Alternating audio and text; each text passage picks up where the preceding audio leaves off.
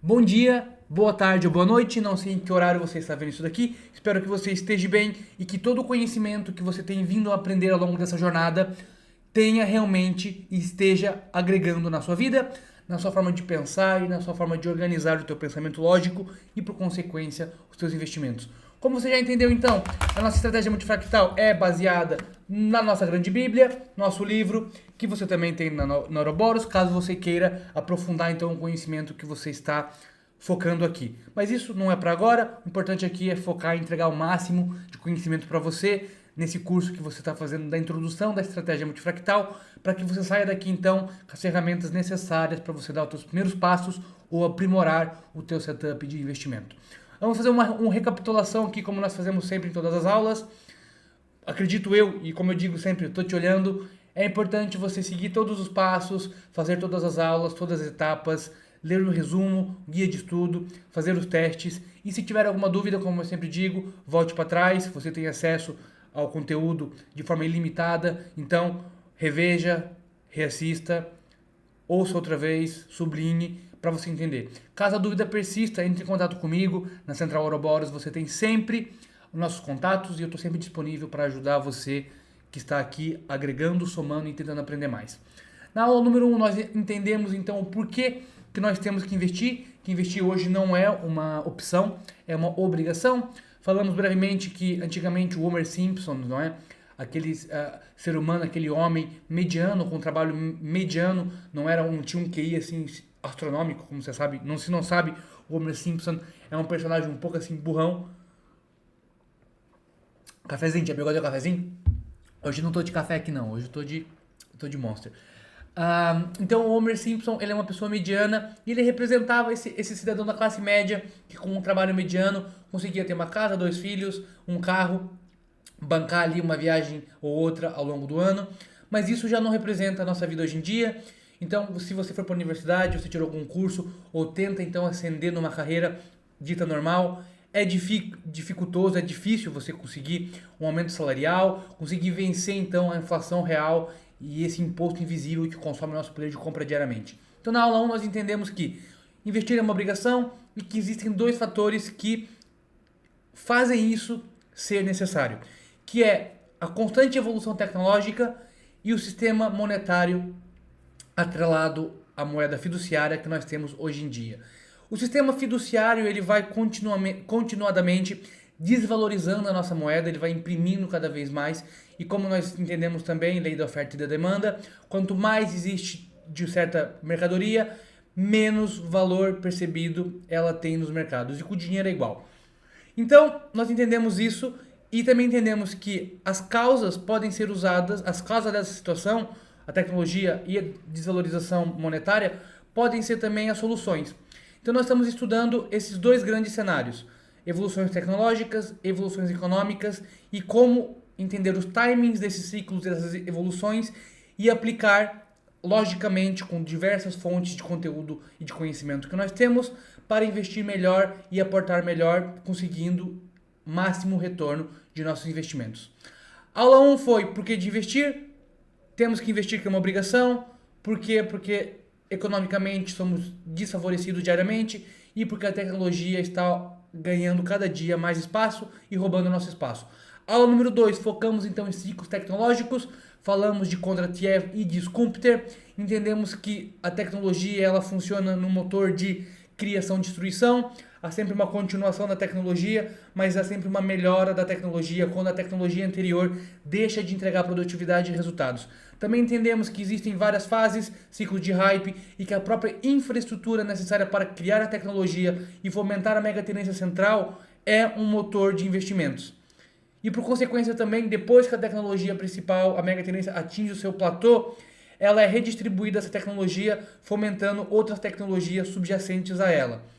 Resumão, também você tem todos esses resumos e guias de estudo em todas as aulas, em todos os módulos. Agora vamos então para a aula 3, que será o objetivo de entender ciclos econômicos. Nós entendemos então que a tecnologia é o motor principal, se não for o principal motor de evolução da nossa sociedade, mas existem outros fatores geopolíticos, setores e fatores sociais, demográficos, ecológicos, que influenciam, de certa forma, o desenvolvimento tecnológico. Não sei se você lembra, há 5 anos atrás, nós estamos em 2026, 2021, 2019, um pouquinho antes, até 2017, a parte ecológica era muito falada. Temos que proteger, temos que fazer isso, temos que não utilizar combustíveis fósseis, temos que utilizar combustíveis renováveis, a eólica, energia solar. Nesse momento, muitas infraestruturas que eram ligadas a petroquímicos, ou talvez a fusão ou fissão nuclear, não tiveram grande holofote. Por conta desse viés e desse momento ecológico que estamos vivendo. Isso para dizer o quê? Que diversos fatores que temos no mundo, sejam eles sociais, como eu disse, demográficos ou ecológicos, influenciam a tecnologia, influenciam as leis, influenciam os decretos e influenciam o pensamento político que, por consequência, vai favorecer ou não clusters de investimentos em certas ocasiões e em certos mecanismos e tendências que nós estamos falando ou então estamos pensando em investir. Isso para dizer o quê? Que há diversas razões, há diversas influências que influenciam o vingar ou não na tecnologia que nós estamos estudando ou da tecnologia que está acontecendo no momento que nós estamos em vida. Mas o principal motor que impulsiona ou não a tecnologia e, por consequência, a sociedade é o dinheiro. Nós podemos ter uma tecnologia perfeita, linda, limpa, se não houver liquidez, se o mundo não estiver esbanjando dinheiro, se o crédito não for fácil, se não for fácil você conseguir liquidez, dinheiro, para investir, para comprar, para consumir e fazer a economia circular girar, nenhuma tecnologia vai ascender. Então é isso. Você entendeu que temos que seguir tecnologias, mas também temos que seguir o capital, seguir o dinheiro, o combustível que alimenta a tecnologia e, por consequência, tudo o resto. Então, aqui na aula 3, nós vamos passar por isso, vamos entender basicamente como é que funciona a economia circular, vamos passar por escolas econômicas, porque o importante não é você ser fiel, e no meu caso eu sou uma pessoa que acredito que a escola austríaca tem fundamentos muito interessantes para regir a sociedade, para solucionar alguns dos problemas que nós temos, mas eu não detenho a verdade, eu tenho mais dúvidas que certezas, mas eu me identifico mais com a escola austríaca. Mas existem diversas escolas e diversas formas de você olhar para a economia e de você entender as relações econômicas e de praxeologia de ação das pessoas. Então vamos passar aqui por 3 grandes escolas.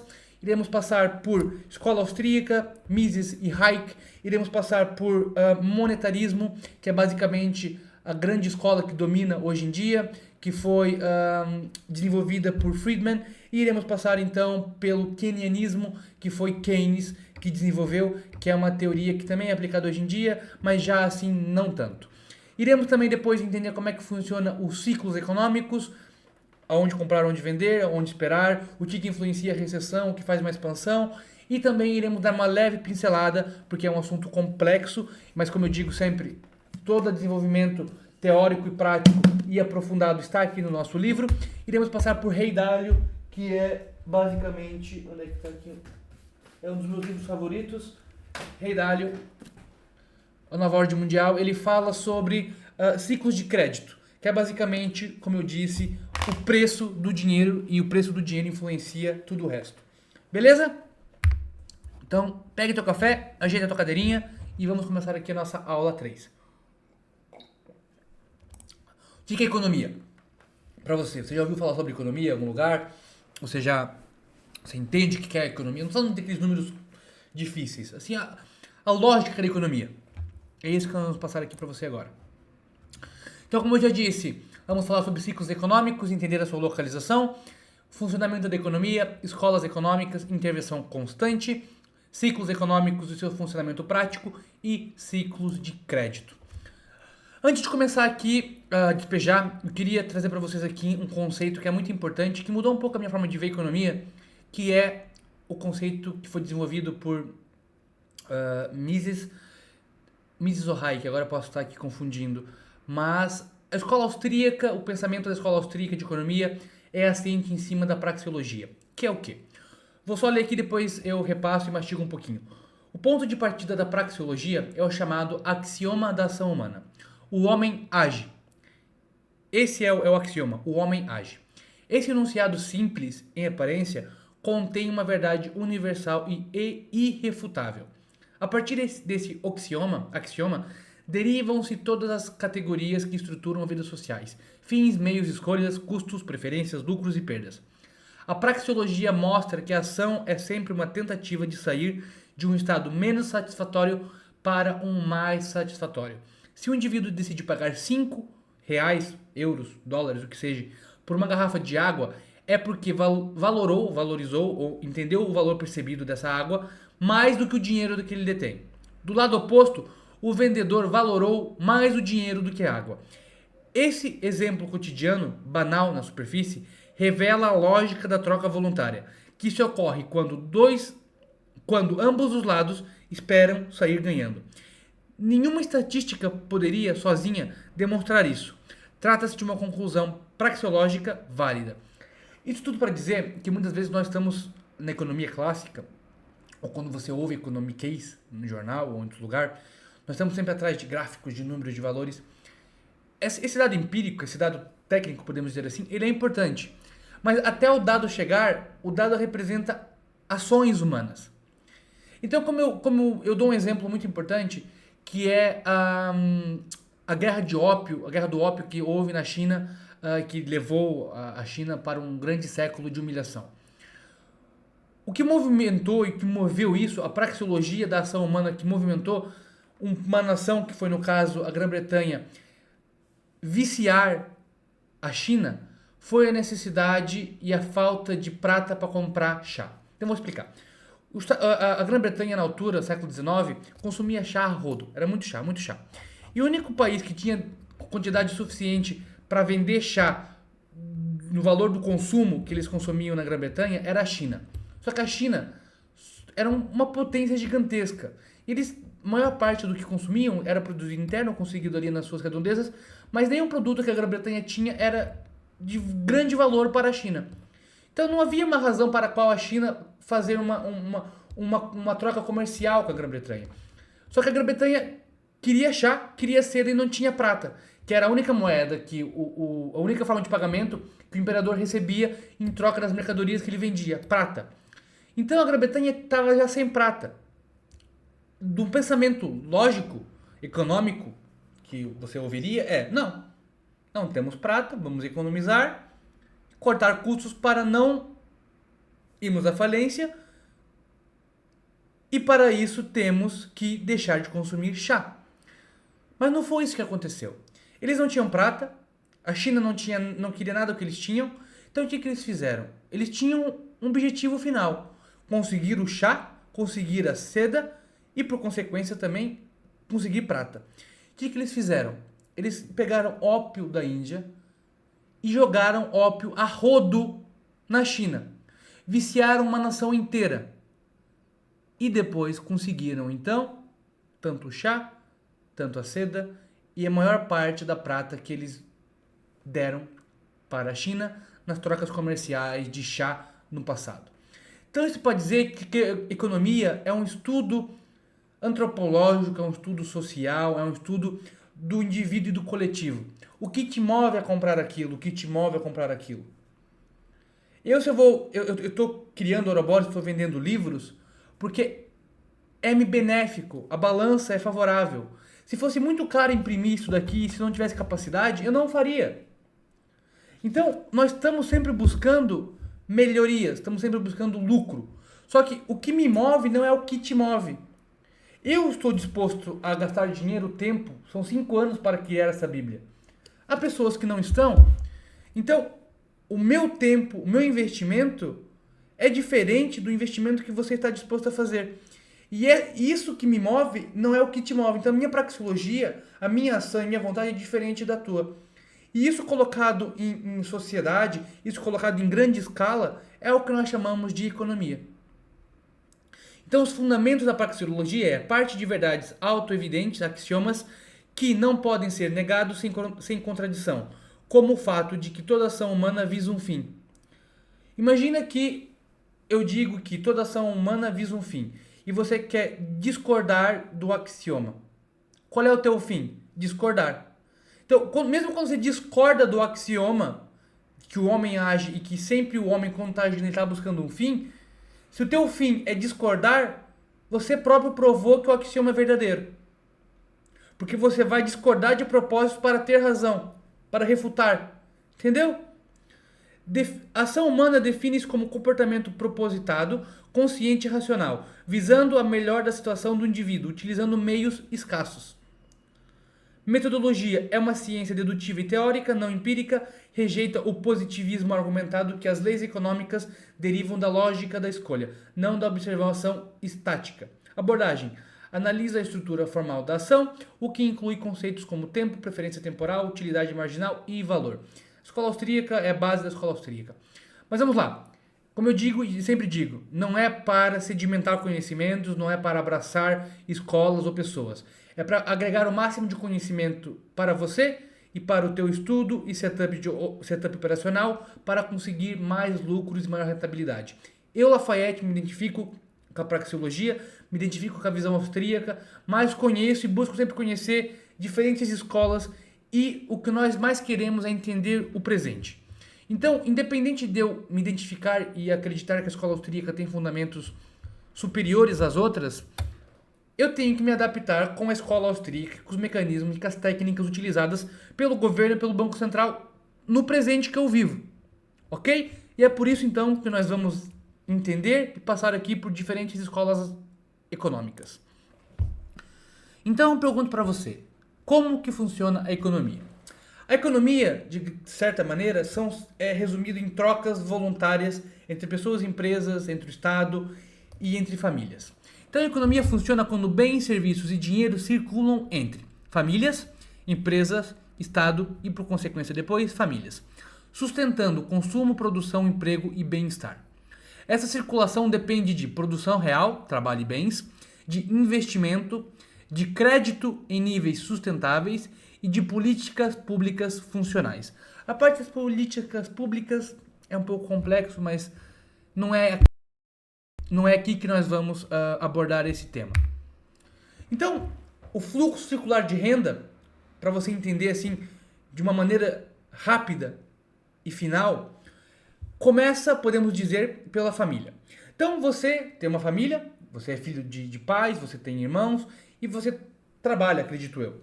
Então, você oferece mão de obra, fatores de produção, para criar um bem, para gerir um negócio, para criar liquidez, de certa maneira. Então você trabalha. Para quem? Para empresas. Essas empresas fazem o quê? Produzem bens e serviços que jogam depois para o mercado. Esse mercado vende bens e serviços. Para quem? Para as pessoas que são famílias. As próprias pessoas que trabalham e dão bens de produção para as empresas produzem, jogam para o mercado e o mercado vende para as famílias. Essas famílias consomem. E depois, por consequência, esse consumo, essa venda, essa troca voluntária, cria dinheiro, cria faturação para as empresas. Entra então receita. Essas empresas pagam salários, insumos e impostos. Então a empresa pega o dinheiro que ela recebeu, redistribui, podemos dizer assim, ela paga os funcionários, que esse dinheiro entra nas famílias e paga os insumos, que pagam outras empresas que comprou e necessita de bens dessas empresas para gerir e funcionar. Essa receita e esses salários entra depois em família. Essa família vai fazer o quê? Por consequência, vai consumir aqui. Só que ela também vai poupar. E poupança, de um lado, é investimento do outro. Quando você poupa, se você não coloca o dinheiro embaixo do colchão, se você coloca o dinheiro no banco, o banco vai pegar a tua poupança, ele não vai deixar a tua poupança paradinha, guardada lá. Tem uma coisa que se chama reserva fracionária. O banco pode deixar, o banco só tem que deixar, assim, tá certo?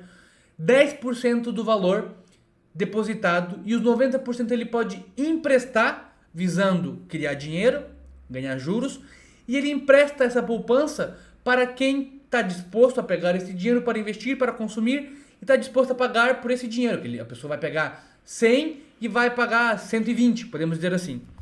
Então, esse daqui é o círculo, é o fluxo circular da renda, o mais simples possível. Então, vamos aqui recapitular.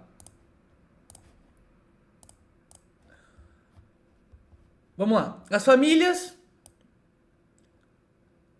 Onde é que tá? As famílias... Peraí, minha gente. Peraí. Essas canetas aqui às vezes me confundem a cabeça.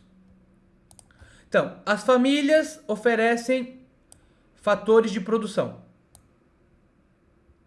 Ok? As famílias oferecem fator de produção. Ih, caralho. Mercado de fator de produção. Você vai trabalhar, você vai construir uma máquina, você vai mandar um e-mail, a tua mão de obra vira fatores de produção. Esses fatores de produção entram nas empresas, que são os produtos que elas têm. Depois, por consequência, as empresas vai fazer o quê? Vender e ofertar esses bens e serviços para o mercado de bens e serviços. Quem que vai comprar esses bens que foram produzidos pelas famílias, que foram modificados e centrados pelas empresas e ofertados pelas empresas para o mercado? As famílias. Então, as famílias trabalham, as pessoas trabalham, geram fatores de produção, as empresas pegam esses fatores de produção, aglomeram, criam ofertas de bens e serviços, jogam no mercado. As famílias compram esses bens de fatores, bens de serviço e bens de oferta. Esse dinheiro entra para quem? Receita para as empresas, que depois faz o quê? Paga salário das famílias. Esse salário das famílias e o dinheiro que depois é de novo redistribuído e entra na empresa, que é o quê? É a faturação e o lucro da venda de bens e serviços, também tem que ir para o governo. O governo, então, ele recebe tributos de famílias, quando as famílias recebem o seu salário, e também recebem tributos de empresas que, quando estão pagando produtos, estão pagando IVA, estão pagando impostos, e por consequência esse governo vai gastar esses impostos, ou deveria gastar, nas famílias e jogar para a economia. Ok? Essa basicamente é a grande círculo e fluxo circular de renda que nós temos na economia hoje em dia. Famílias trabalham para empresas, empresas jogam produtos e serviços para o mercado, famílias compram, empresas recebem receita, pagam insumos e salários, famílias recebem dinheiro, voltam a consumir, parte desse capital é redirecionado para a poupança, essa poupança vira investimento e crédito no sistema financeiro para as empresas conseguir empréstimo, investimento, se alavancar, criar emprego, fazer as pessoas trabalharem, criarem bens de produtos e serviços, jogarem no mercado, as pessoas vão comprar, vai dar dinheiro para as empresas vai pagar salários e bens de insumo, vai redistribuir entre famílias e empresas pagam tributos para o Estado redistribui supostamente esse dinheiro para famílias e empresas, fomentando ainda mais a economia. Deu para pegar aqui a base da base? Então o dinheiro nunca para. As famílias trabalham, recebem renda e gastam. Gastam aonde? Nas empresas que produzem, pagam salários e recebem receitas. O governo arrecada impostos de quem? Das empresas e das famílias e gasta na economia. Então tudo está conectado. Por isso que quando nós dizemos que está aumentando o desemprego, nós já sabemos que lá na frente vai ter um aumento de renda. Tanto das famílias, tanto das empresas e tanto do Estado. Porque basicamente o que move, se nós vamos pensar assim, o que move a economia é o quê? É o consumo e o emprego. Se o consumo diminui ou o emprego diminui, os dois estão juntos. Vamos pensar assim, você está trabalhando, você ganha 1.000, você pega esses 1.000, você gasta esses 1.000. Esses 1.000 viraram dinheiro de outra pessoa, virou lucro de uma empresa, e você pegou um pouco desse... esses 1.000 depois entrou em outra pessoa, que essa pessoa tem um pouco mais de educação financeira, e ela guardou esses 500. Esses 500 entram no mercado financeiro. Aí você, no mês seguinte, está sem dinheiro e precisa de 500 euros emprestado. Então, você às vezes, se nós for dizer assim, você está pegando esses 500 emprestados, que foi os mesmos 500 que teve que pagar uma renda de alguém. Então o dinheiro nunca para. A poupança de um é investimento de outro, o gasto de um é o ganho de outro. Então nós temos que entender todas essas ligações para quê? Para que quando nós ouvimos empregabilidade está diminuindo, nós já sabemos que quando a empregabilidade diminui, por consequência, as empresas vão arrecadar menos. Se as empresas vão arrecadar menos, elas vão ter que cortar em custos. Vão ter que comprar menos, vão ter que despedir pessoas, e às vezes isso vira uma bola de neve. E por consequência é igual. Há mais poupança disponível, por exemplo. Se há mais poupança disponível, há mais crédito disponível. Se há mais crédito disponível, às vezes a taxa de juros pode abaixar. Se a taxa de juros está baixa, as pessoas vão ter motivações maiores para pedir crédito, seja para consumo ou seja para investir. Se esse crédito está mais barato e existe mais facilidade em pedir crédito, o que acontece, eu te pergunto? As empresas vão investir. Quando as empresas investem, elas gastam. Como eu disse, o gasto de um é receita de outro. Eu vou criar uma empresa, eu preciso de criar infraestrutura, criar um armazém. Vou contratar pedreiros, vou ter que comprar pedra, cimento, terra, vou ter que fazer legislação. Então eu vou pegar dinheiro emprestado e vou pegar esse dinheiro e vou pulverizar ele entre pedreiros. Então são 5 famílias que estão ganhando mais. Essas famílias vão fazer o quê? Vão consumir. Ao consumir, elas vão repassar esse dinheiro para depois para o café. O café vai entender que está entrando mais dinheiro, então ele vai investir mais. Então sempre que há um burst, há uma entrada de liquidez massiva em certa localidade da economia, isso por consequência é redirecionado e espalhado, criando um efeito dominó, seja para cima ou seja para baixo. Então, quanto mais investimento, mais consumo, quanto mais consumo, mais receita, quanto mais receita, mais investimento, quanto mais investimento, mais poupança, quanto mais poupança, mais trabalho, mais produtividade, mais liquidez entrando e o ciclo se retroalimenta. Por consequência, o oposto também é igual. Você está trabalhando menos, está gastando menos. Está gastando menos, você vai estar depositando menos dinheiro nos agentes locais econômicos. A padaria vai receber menos, o mercado vai receber menos, a puta vai receber menos. Tá entendendo? Quando você gasta menos, o outro vai gastar menos por consequência. Se o outro vai gastar menos, vai ter menos dinheiro disponível. Se vai ter menos dinheiro disponível, na última cadeia, a taxa de juros sobe. Se a taxa de juros sobe, tudo se contrai. Porque está muito caro, eu não vou investir, eu não vou consumir, não compensa. Eu não vou pegar 100 mil para devolver 150, sabendo que a operação vai ter que ser necessário 120. Entendeu? Nós vamos destrinchar mais isso daqui. Mas o que eu quero que você entenda aqui é do fluxo circular da renda que o dinheiro nunca para. Então as famílias trabalham, recebem renda e gastam. Gastam aonde? Em empresas que produzem. Essas empresas recebem essa renda, produzem mais, reinvestem, pagam salários e recebem receitas. Essas receitas é reinvestidas e pagam salários de pessoas que vão outra vez gastar, muitas vezes, dessas mesmas empresas. E qual é o papel aqui do governo? É supostamente redistribuir a riqueza de impostos para fomentar, seja trabalho ou seja investimento em empresas que vão criar postos de trabalho. Tudo está conectado em um ciclo contínuo, por isso o nome fluxo circular da renda. Então as famílias são pessoas. Elas oferecem fatores de produção, trabalho, terra e capital, recebem renda, salários, aluguéis, juros e lucros e gastam essa renda comprando bens e serviços. Parte da renda pode virar poupança, como nós já falamos. As empresas produzem bens e serviços. Contratam fatores de produção, que são pessoas, famílias, e pagam salários para essas famílias. Vendem bens e serviços e recebem receita. Investem parte do dinheiro, ligação com investimento. Muitas vezes esse dinheiro, quando eles pegam essa receita, é redistribuído então para o Estado, que é pagamento de impostos. É pago então salários, juros e investimentos. E muitas vezes sobra caixa e é reinvestido na empresa, criando mais demanda por serviços e reintroduzindo esse capital na economia. O governo arrecada tributos, impostos das famílias e das empresas e usa esse dinheiro em gastos do governo. Saúde, educação, obras, salários públicos. Atua supostamente influenciando e estimulando e cuidando da economia, supostamente. Mercado de bens e serviços. As empresas oferecem bens e serviços. As famílias demandam, as famílias compram esses serviços que são produzidos pelas empresas. O dinheiro vai das famílias para as empresas, então despesa para receita. Os mercados e fatores de produção. As famílias oferecem trabalho, capital. Quando eu digo capital é o quê? A poupança é um fator de produção. Poupança de um, investimento de outro.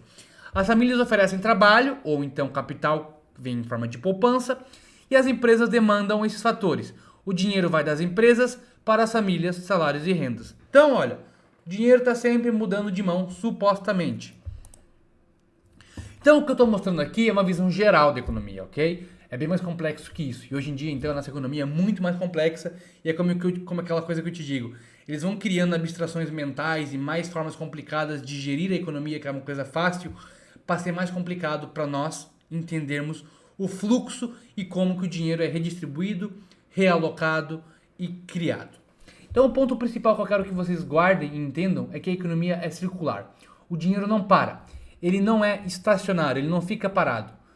Quando você pensa que o teu dinheiro da poupança está na poupança, ele não está. Se você tem 100 euros na poupança, acredite, apenas 10 euros está lá guardado. 90 está girando, criando dinheiro, dando empréstimo, criando crédito, fazendo a economia girar. É bom e é mal. Nós não queremos aqui julgar, nós queremos aqui fazer dinheiro.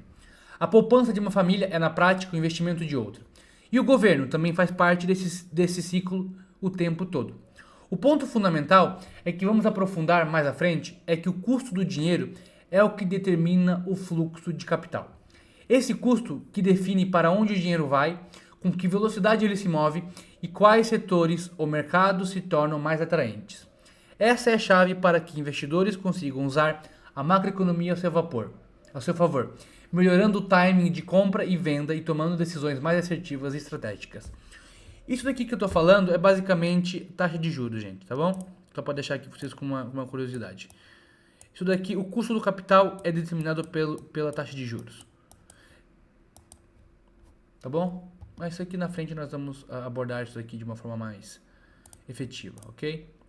Então, nós aqui entendemos já que a economia é circular, que as famílias trabalham para empresas, criam bens de produção, é escoado para o mercado, as mesmas famílias que produzem gastam e compram esses bens de produção, esse lucro entra nas empresas, é redistribuído e pago a salários, uma parte é reinvestido e outra é redirecionado para tributos estatais.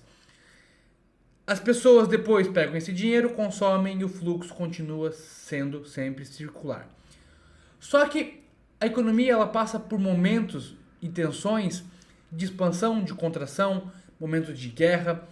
E ao longo da história há vários pensadores e há várias formas de como que se é feita a economia. Há várias formas de como o Estado ou os agentes organizadores e centrais determinam e introduzem regras e diretrizes para como que a economia deve funcionar. E isso que é aqui o pulo do gato. Nós temos então que entender no presente qual é a escola, como que o dinheiro é redistribuído, como ele é impresso, como ele é feito. O valor do dinheiro é determinado por quê e por quem.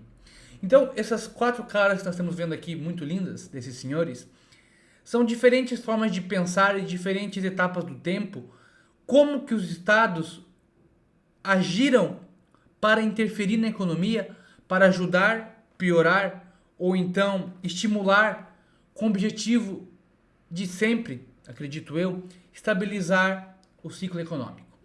Então temos aqui 4 pessoas, 3 escolas diferentes, cada uma delas tem uma visão de como que a economia deve ser distribuída, como que a economia deve ser feita e como que o Estado deve atuar consoante certos momentos da economia.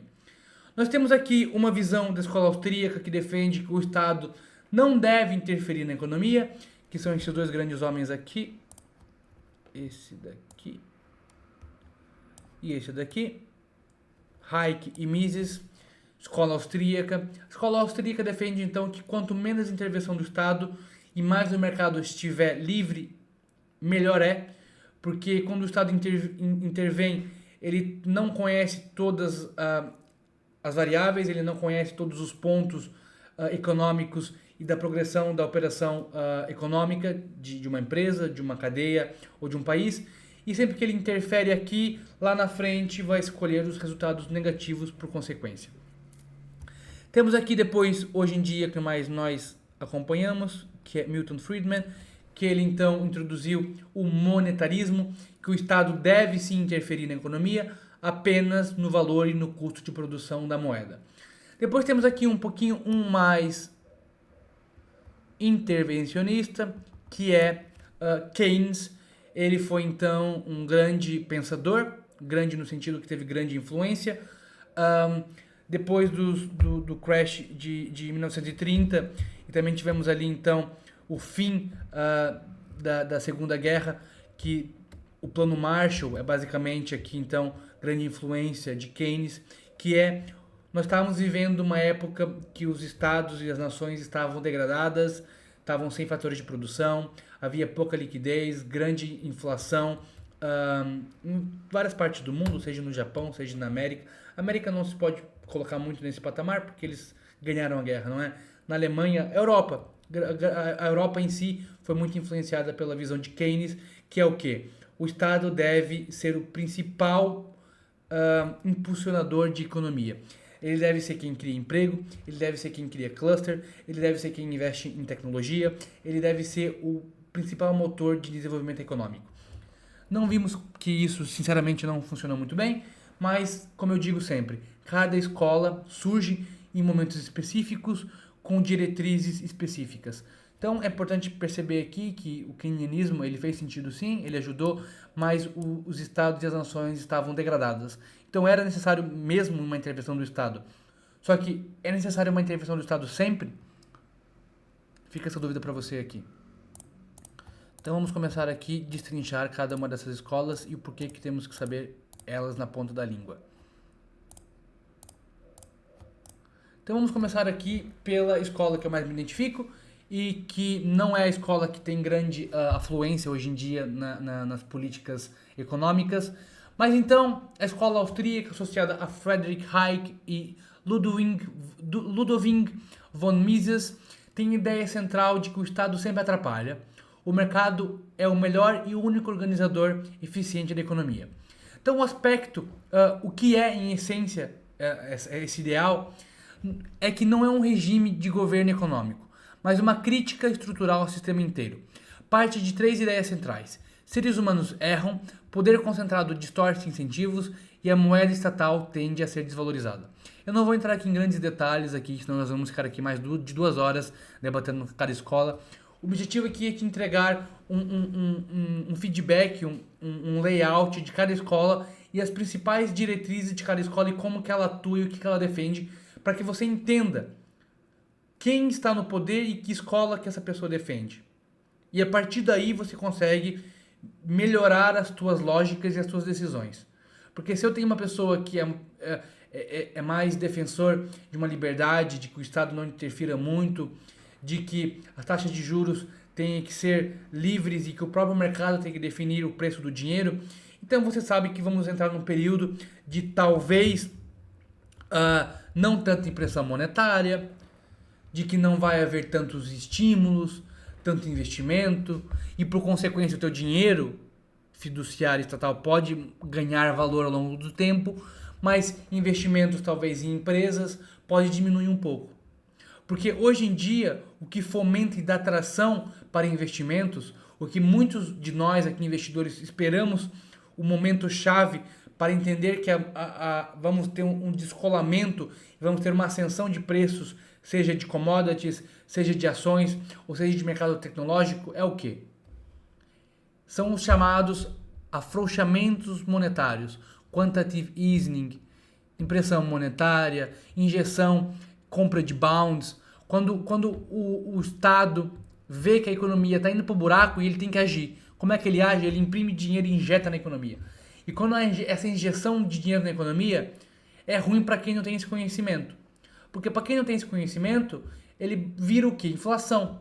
Quanto mais dinheiro impresso, maior é a inflação estrutural. Quanto mais dinheiro impresso, mais o dinheiro vale. Só que quanto mais dinheiro impresso, mais dinheiro está na economia. E se há mais dinheiro na economia, os ativos vão subir.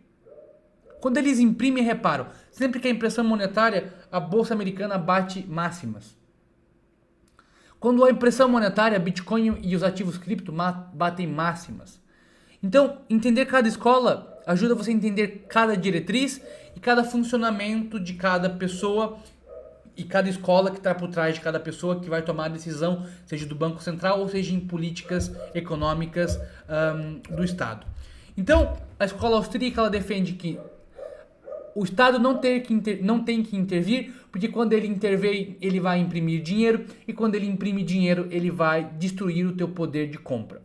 Então ele defende que a liberdade individual, o mercado livre, menos Estado, menos intervenção e moeda forte. Então quando você tem menos intervenção do Estado, quando você tem menos impressão de moeda, a moeda se mantém forte. Para essa visão, a inflação não é um acidente, mas uma consequência do próprio sistema. Ferramentas. Não governa, portanto não utiliza ferramentas estatais. A visão austríaca nunca chegou no poder assim iminente.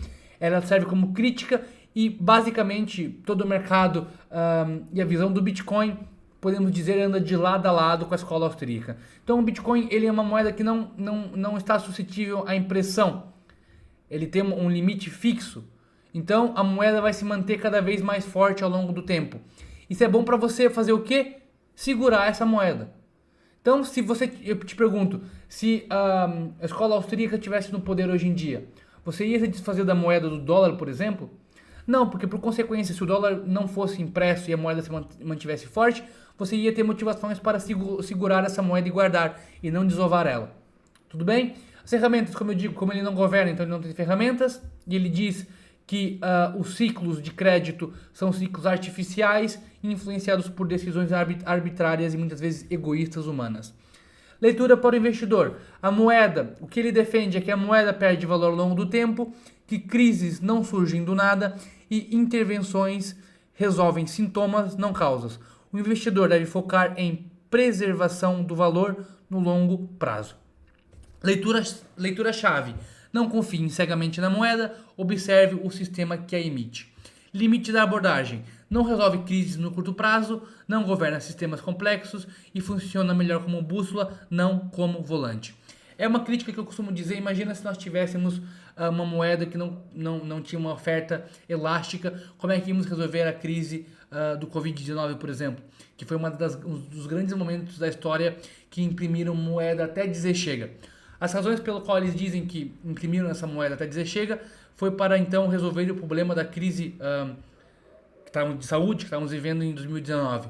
Mas, ok, nós tapamos o sol com a peneira, resolvemos aquele problema ali imediatamente, mas estamos agora sentindo a inflação cada vez maior, ok? Keynesianismo, hoje em dia, keynesianismo e o monetarismo são as duas grandes visões que governam hoje em dia. Então, o keynesianismo é associado a John Maynard Keynes. A ideia central é: o mercado não se autorregula sozinho, o Estado precisa atuar para garantir emprego, demanda e estabilidade. Então, o que é, em essência? Parte da ideia de que o mercado pode falhar gravemente. E quando isso ocorre, o Estado precisa intervir. Foca na economia real, emprego, renda, demanda e investimento. O objetivo principal: evitar o colapso econômico e social, sustentar emprego e renda, reativar a demanda e comprar tempo para o sistema se reorganizar. Não busca crescimento infinito, mas a sobrevivência do sistema. Ferramentas utilizadas: gastos públicos, investimento estatal, déficit fiscal, programas emergenciais e expansão monetária, impressão de dinheiro. Dinheiro novo entra diretamente no sistema. Quando é aplicado? Em crises profundas, guerras, pandemias, quebras sistêmicas e períodos de desemprego elevado. Não governa o tempo todo, entra quando o custo político do aperto monetário se torna insustentável. Leitura para o investidor. Quando aparece, há estímulo econômico, setores específicos se beneficiam, a confiança começa a voltar e a liquidez reaparece. Então, sempre que nós começamos a ouvir intervenção estatal, investimento estatal, o que você tem que associar? Confiança voltando e estímulo econômico. Então, é ruim intervenção estatal a longo prazo para a prevenção da moeda, é ruim. Mas quando você conhece essa intervenção, quando você conhece o porquê da intervenção e quando você conhece as consequências, você sabe que são momentos de investir. Ok? Leitura-chave: salva o curto prazo, mas planta a próxima inflação. E é isso que nós estamos vendo. Resolve o problema aqui, mas cria um problema maior lá no fundo. Resolve um problema aqui, mas cria um problema maior lá no fundo. Qual é aqui a grande crítica que a escola austríaca faz ao keynesianismo e toda a intervenção política? Quando você é uma empresa, você coloca skin on the game. Você vai pega o teu poupança, ou você vai e pega dinheiro do banco, com juros para investir.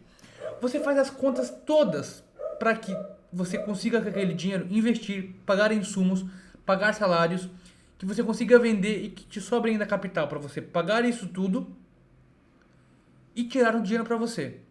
Se a conta não fecha, o que você faz? Você não investe mais naquilo ali. Se não há uma lucratividade naquele mercado, você não vai investir ali. Só que o fato do Estado não ter cara, o Estado ter uma máquina de impressão infinita e conseguir aumentar impostos, ele nunca entra no prejuízo. Se você reparar e se você for ver, e depois no final eu vou te mostrar, a maior parte dos estados tem dívidas. Eles são mais devedores do que criadores de liquidez de capital. Eles devem mais do que criam. Então, essa lógica inviabiliza qualquer investimento que o Estado vai fazer. Porque nós sabemos que mesmo que aquele investimento esteja dando para o negativo, ele vai continuar investindo naquilo, porque ele é o Estado. Então, a grande crítica que a escola austríaca faz é que o Estado ele pode aumentar os seus gastos ad infinito, que ele nunca vai à falência. Tanto que em 2008, quando houve aquelas crises mundiais do subprime, os estados resgataram milhões de bancos que deviam ir à falência. Então o ponto principal é que quando você não tem capacidade para criar ou governar ou gerir uma empresa, você fale. O mercado te elimina. O Estado não. E quando isso acontece, o dinheiro é deturpado. Porque você está investindo, está gastando, quando eu digo você é o Estado, está investindo numa atividade que não tem lucratividade, não faz sentido. Então ele vai mudando aqui, vai diminuindo o preço daqui, vai criando um entrave aqui, vai facilitando para que ele consiga se manter naquele lugar que não gera lucratividade. Mas ele quer e tem que ter razão. Então, essa é a grande crítica que a escola austríaca faz, principalmente ao keynesianismo. Porque os gastos públicos, eles podem existir ad infinitum. E por consequência, quem vai pagar esses gastos é sempre a população. Então a população muitas vezes ela sabe que não investiria naquilo porque não dá lucratividade, não faz sentido. Mas o Estado, como ele detém e não tem ninguém em cima dele que diga que ele pode ou não fazer com esse dinheiro arrecadado, ele vai lá e faz. E mesmo que ele faça e continue dando negativo, ele pode continuar fazendo e continua fazendo. Ok? E agora aqui, para nós finalizar essas três grandes escolas, nós temos o monetarismo, que é praticamente hoje em dia a maior parte da forma de gestão que nós temos na economia. Que é o quê? Intervenção do Estado no preço da moeda.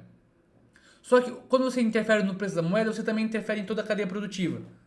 Porque se o Estado define que que a taxa de juros, que é o preço da moeda, está muito caro, eles desestimulam o investimento, desestimulam o consumo e, por consequência, toda a economia vai caindo e arrefecendo também. Nós vamos explicar isso mais à frente. Mas então aqui, para finalizar, o monetarismo, que é basicamente barra neoliberalismo, é associado a Milton Friedman, que tem a ideia central e principal de que o problema da economia é inflação. O controle deve ser feito via moedas e juros. Então, o que é a essência? É a visão de que o principal problema da economia é a inflação. Controlar a quantidade de dinheiro é mais importante do que estimular crescimento ou emprego. Estabilidade de preços é superior a crescimento econômico. Então, o principal objetivo é controlar a inflação, proteger o valor nominal da moeda e manter a credibilidade do sistema financeiro. Porque quando se imprime demais, o que acontece? A credibilidade do sistema financeiro evapora. Nós vimos isso em diversos impérios. O Império Romano, basicamente foi isso. Eles começaram a deturpar o valor do denário, começaram a misturar metais impuros naquelas gramas de ouro que tinha ali, e a credibilidade do sistema monetário começou a ir por água abaixo, porque já ninguém queria aceitar dar o mesmo trabalho por uma moeda que já não era a mesma. O que não é objetivo não busca pleno emprego, crescimento rápido ou bem-estar social, direto. Esses resultados são tratados como efeitos colaterais aceitáveis, não como metas centrais. Então imagina, nós estamos com uma economia desacelerando, há pouco emprego, há pouco crescimento e há um bem-estar social mediano. O que eles vão fazer? Eles vão investir em emprego? Vão investir em crescimento? Não. Eles vão diminuir a taxa de juros para fazer com que o dinheiro entre mais rápido na economia, e quando há mais dinheiro, há mais emprego, a mais salários, a mais consumo e a mais bem-estar social, porque como nós vimos, a máquina toda gira quando há mais dinheiro entrando. Ferramentas utilizadas: taxas de juros elevadas, restrição no crédito, política monetária dura e Banco Central independente. Na prática, controle a inflação significa encarecer ou diminuir o custo do dinheiro. O que interfere diretamente? Basicamente, o que o monetarismo interfere é no crédito, é no preço do crédito. Então, quando você escuta, Banco Central Europeu aumentou 2 pontos base da taxa de juros. É isso. Quando nós temos uma taxa de juros subindo, qual é o objetivo? Desestimular o consumo, desestimular o crédito e arrefecer a economia. Quando nós temos uma taxa de juros baixa, caindo, o objetivo é o quê? É estimular a economia, é injetar liquidez na economia, é aumentar emprego, aumentar investimento, por consequência aumentar consumo e fazer toda a roda econômica girar. Leitura para o investidor. Quando domina, o sistema torna-se defensivo, liquidez é valorizada, a alavancagem é punida e as narrativas são de medo, austeridade e irresponsabilidade. Então, quando nós estamos entendendo e vendo uma introdução de uma política monetarista mais de aperto monetário, nós estamos assistindo o quê? Um aumento das taxas de juros. E isso, quando domina, faz as pessoas ficarem defensivas, porque a liquidez é valorizada. Se há menos liquidez na economia, vou guardar liquidez, vou parar de investir, vou parar de consumir, porque há menos liquidez, há menos consumo, há menos lucro, então eu tenho que me poupar aqui para pagar as minhas contas, porque eu não estou ganhando mais. Há menos estímulo. O contrário também, quando há mais estímulo, quando a taxa de juros está mais baixa, há mais liquidez entrando. As pessoas vão pedir mais crédito, porque compensa. Se a taxa de juros está 1, é mais barato pedir crédito do que quando estava a 1,5. Eu quero comprar um carro, eu faço ali as contas, vou pedir juros, vou pedir um empréstimo de 10 mil e vou pagar 12. Ok, tá bom. Subiu a taxa de juro. Em vez de pagar 12, vou pagar 15. Epa, não. Então isso desestimula, vai arrefecendo a economia. Então a leitura-chave é: o monetarismo não cria crescimento, ele corrige excessos. Riscos estruturais. Não resolve causas estruturais, apenas contém sintomas. Prepara o terreno para recessão, crise ou intervenção futura. Então aqui, para nós fazer um apanhado geral, o keynesianismo, escola austríaca e monetarismo, qual é o papel de Estado? O papel do Estado no keynesianismo é ativo. Qual é o papel do Estado na escola austríaca? É mínimo. E qual é o papel do Estado no monetarismo? Restrito ao controle monetário e não é bem o Estado, é mais o Banco Central, que ele supostamente tem uma independência. Ok, juros no keynesianismo é um instrumento econômico. Na escola austríaca, juros quem decide? O mercado próprio decide. No monetarismo é a principal arma que o monetarismo tem para estimular ou desestimular a economia. Crises. Para o keynesianismo, as crises são falhas do mercado e por isso que o Estado tem que vir e agir. Para a escola austríaca, as crises é culpa do Estado. Porque, segundo a escola austríaca, as crises vão sempre existir. Só que o fato do Estado interferir nas crises, ele faz com que as crises sejam mais, tenham uma amplitude maior. Então, escola austríaca diz que as crises podiam ser assim suavizadas. Agora, eles dizem que, por conta da intervenção do Estado, as crises são maiores. Então, a escola austríaca diz que se o Estado não intervisse, o próprio mercado ia regular as crises, ia economizar, poupar ou investir mais. Só que como o Estado intervém nas crises, as recessões são maiores e os crescimentos monetários também são maiores. Agora eu me pergunto, para nós investidores, o intervencionismo é bom. Porque sabendo isso, quando tem estímulo econômico, é quando tu vai estourar a tampa. É quando os ativos todos vão subir. Se nós vivêssemos num mundo onde a escola austríaca predominasse, nós íamos ter mais tempo de investimento. Os investimentos iam demorar um pouco mais de tempo, mas também iam ser mais estruturados, iam ser mais bem pensados. Porque muitas das vezes a escola austríaca também diz que a economia cria serviços que as pessoas não precisam. Por quê? Porque como o dinheiro está tão barato em certas alturas, compensa criar aquilo ali. A poupança é tão supérflua, é tão disponível, que compensa criar um Labubu, por exemplo. Agora, se as pessoas se o dinheiro do investimento viesse de poupança, nós íamos ter que esperar então 10 anos para ter uma poupança suficiente para que essa poupança virasse investimento suficiente para estimular os investimentos que as pessoas querem fazer. Só que agora, como nós temos dinheiro criado do nada, investimentos criados do nada, o dinheiro que é injetado na economia não precisa vir de poupança, ele vem da criação monetária. Então, como esse dinheiro ele hoje não existe, mas amanhã pode existir do nada, isso faz com que o preço de ativos disparem, mas também caia muito. Então, as amplitudes, conforme as escolas econômicas, determinam os resultados. No nosso caso, e hoje em dia nós assistimos muito, a intervenção do Estado e do monetarismo, criando essas longas amplitudes de valorização, desvalorização, valorização, desvalorização. Então, nós aqui investidores acompanhamos, entendendo os ciclos econômicos de todas essas escolas, conseguimos entender o que seguir para entender quando o dinheiro está saindo, ou está entrando, ou quando está estacionado. Ok? Então, o investidor que entende o monetarismo sabe quando se proteger. Quem entende o keynesianismo sabe quando e quais sistemas têm que ser salvos por meio de intervenções. E a partir disso, nós sabemos como posicionar melhor o nosso capital de acordo às intervenções e os sistemas que vão ser salvos. E quem compreende a escola austríaca entende por que a moeda e a sua desvalorização são a causa da inflação e não o efeito. Ok? Então aqui, depois das três escolas, como que você tem que ler e pode ler a economia? A economia funciona em ciclos, como nós vimos. Cada ciclo é dominado por uma lógica econômica. No pós-guerra tivemos a lógica de Keynes.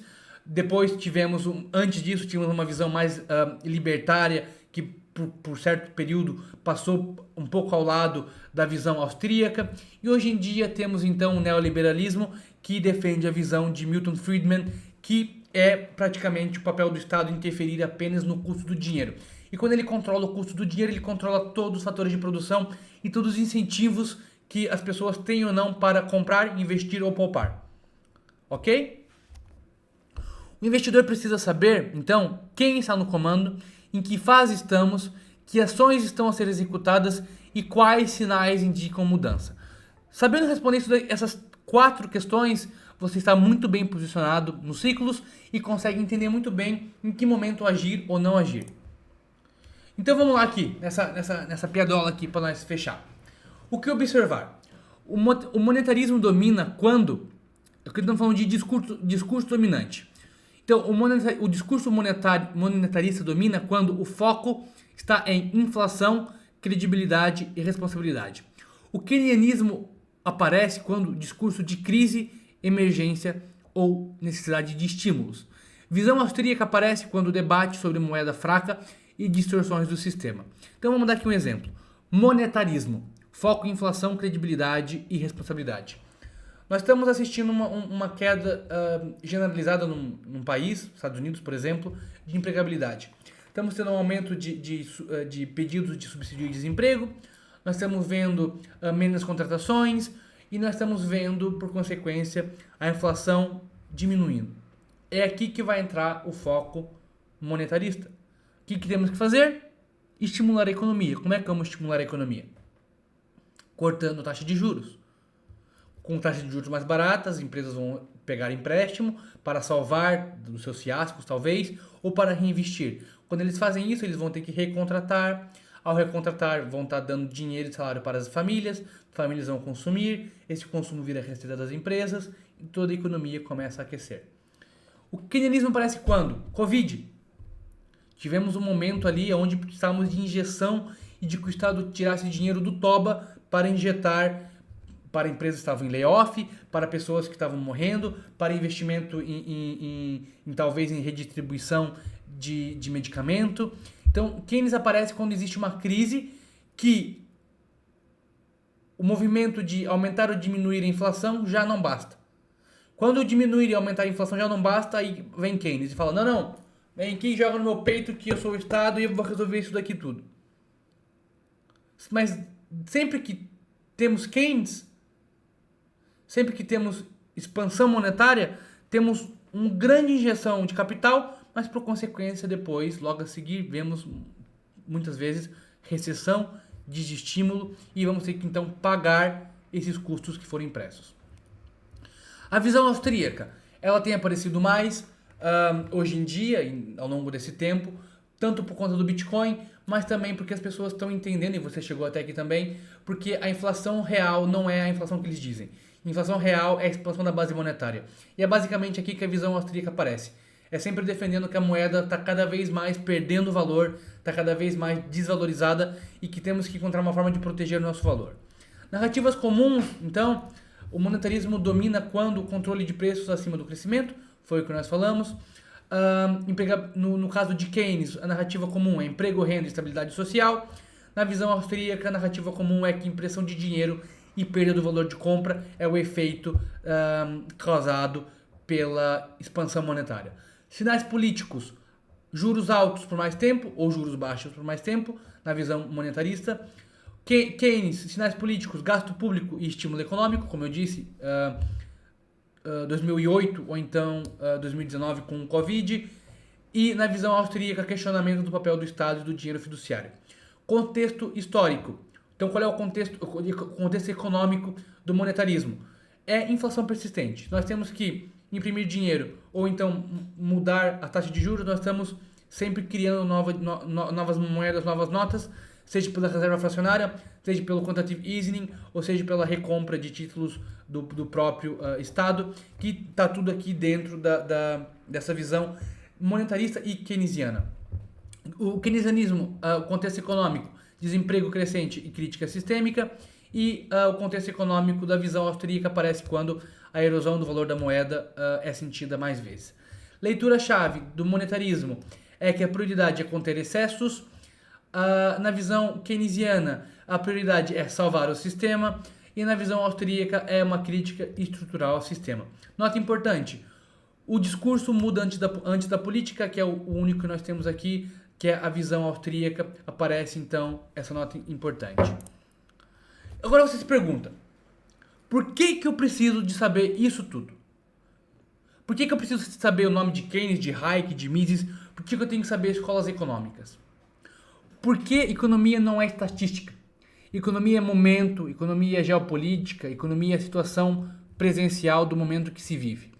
O ponto central é entender que a economia é moldada pelo poder, pela ideologia dominante e pelas necessidades sociais de cada época. Não tem uma escola perfeita, tem uma escola aplicada e certa para cada momento que estamos vivendo.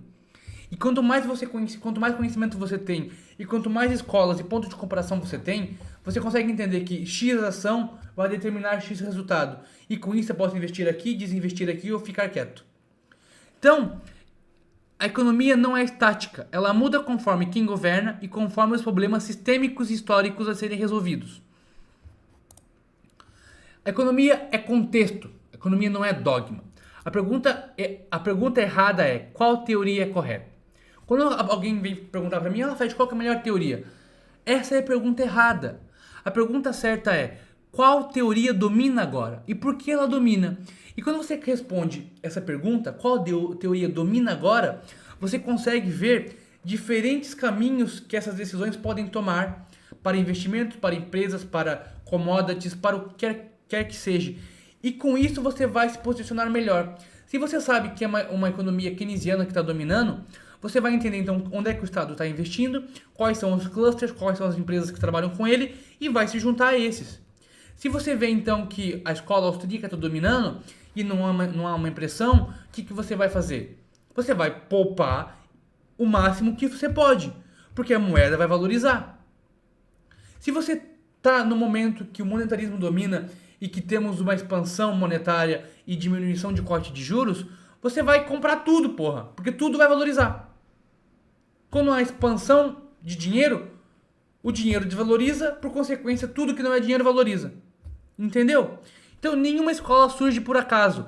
Ela aparece quando a anterior já não responde aos problemas do presente e quando sua narrativa sustenta os objetivos do poder vigente. Então, nós temos que saber todas as escolas e conhecer na ponta da língua as diretrizes de cada uma para entender o momento que nós estamos vivendo e, a partir desse conhecimento, conseguir deliberar qual é a melhor ação a ser tomada. O que é comum em todas as escolas econômicas, você pode se perguntar? que apesar de divergências, todas elas observam fatores universais. Empregabilidade, emprego e renda, inflação, perda do poder de compra e política monetária. Isso daqui é o cerne da economia. São esses 3 pontos que nós aqui, como investidores, acompanhamos para entender como que a economia está. Se a economia está em expansão, se a economia está em retração, ou se a economia está em momento de estacionar e esperar por novos dados e novas diretrizes. Então nós acompanhamos empregabilidade, inflação e política monetária, que é dividido em impressão de dinheiro, juros, câmbio e crédito. Esses elementos são os termômetros reais da economia, independente da ideologia. Não importa a escola, se é austríaca, se é uma escola keynesiana ou se é uma escola monetarista que está em vigor. Se a inflação dispara, algo está errado. Se o emprego colapsa, o ciclo virou. O foco é então entender e acompanhar empregabilidade, inflação, que é o índice de preços, e as políticas monetárias que estão sendo aplicadas naquele momento. Então, a empregabilidade, por que você tem que saber empregabilidade? Por que você tem que acompanhar a empregabilidade?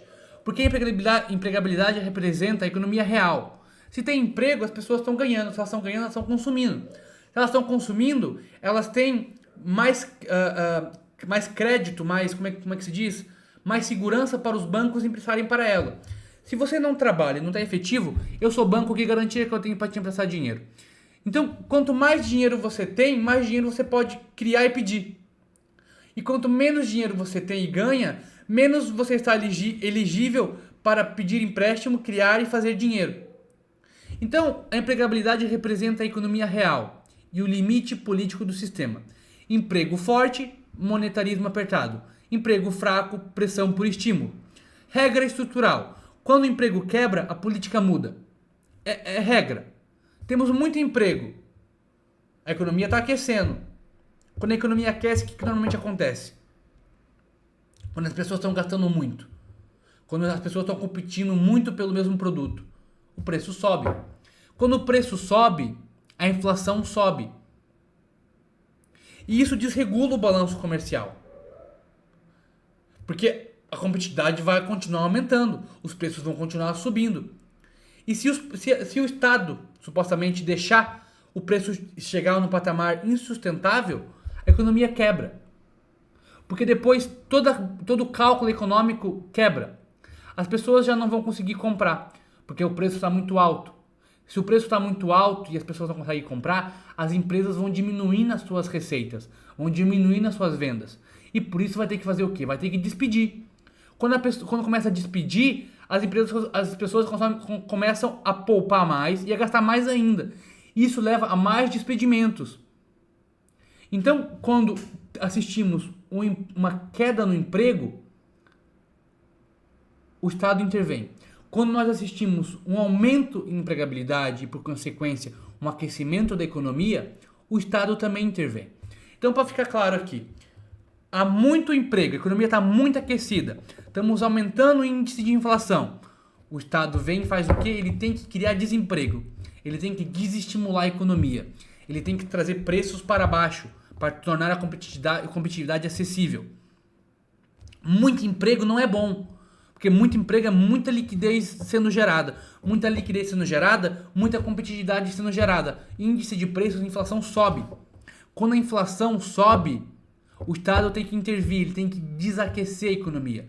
Ele tem que quebrar a economia instantaneamente para que os índices de preços caiam, para depois a economia voltar ao seu funcionamento normal.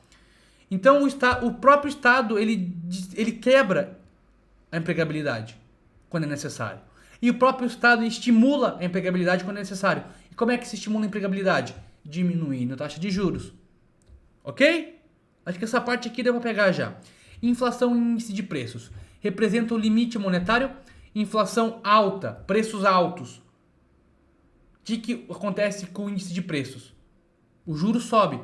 Porque quando o juro está alto, ele desestimula o consumo. Quando há menos consumo, há menos receita. Com menos receita, há mais empregabilidade. Quando há mais desemprego, as pessoas consomem menos e, por consequência, a inflação depois volta a cair. Então, a inflação cedendo. Os preços estão caindo. Se os preços estão caindo é por quê? Porque as pessoas estão consumindo pouco. Se as pessoas estão consumindo pouco é por quê? Porque elas têm pouca renda. Elas têm pouca renda porque elas têm pouco emprego. Então o que o Estado tem que fazer? O Estado não pode fazer o preço cair lá embaixo, todo mundo ficar sem emprego. Ele tem que estimular de novo. Como é que ele estimula? Como é que ele faz o preço voltar ao seu normal? Como é que ele faz a economia voltar ao seu estado normal? Ele tem que estimular criando emprego. Como é que ele faz emprego? Ele diminui o custo do dinheiro. Se está mais barato o dinheiro, eu vou pegar dinheiro para consumir. Só que lembre-se, o meu consumo é receita de outro. A receita de outro é investimento e salário de outro. E a economia toda gira. Então, quando tem muito emprego aquece a economia. Economia aquece, faz inflação subir. O Estado não quer isso. Que isso faz a economia quebrar. Então, se o preço está muito alto, as pessoas estão gastando muito, há muita empregabilidade, o Estado tem que diminuir o consumo. O Estado tem que diminuir o investimento. Para quê? Para baixar o índice de preço, para baixar a inflação. E para isso ele sobe a taxa de juros lá no talo. Só que isso cria recessão. Porque imagina você pediu 100 mil para fazer uma empresa de milho. E esse 100 mil estava com uma taxa de juros de X% que no final dos anos você vai pagar 120 mil. Você faz as contas e compensa. Monetariamente faz sentido aquele balanço. Agora, a taxa de juros, como você sabe, ela movimenta, ela não é fixa. A taxa de juros sobe. Em vez de você ter que pagar 120, você vai ter que pagar 160 mil. As contas já não fecham, porque a tua prestação mensal vai subir. E às vezes, 200 euros a mais na tua prestação mensal não possibilita você pagar um funcionário. E você manda esse funcionário embora. Esse funcionário vai ganhar menos 12 mil ao ano, ou então 1.200 no mês. Esses 1.200 no mês é muitas vezes o dinheiro que fomenta um pequeno negócio da esquina.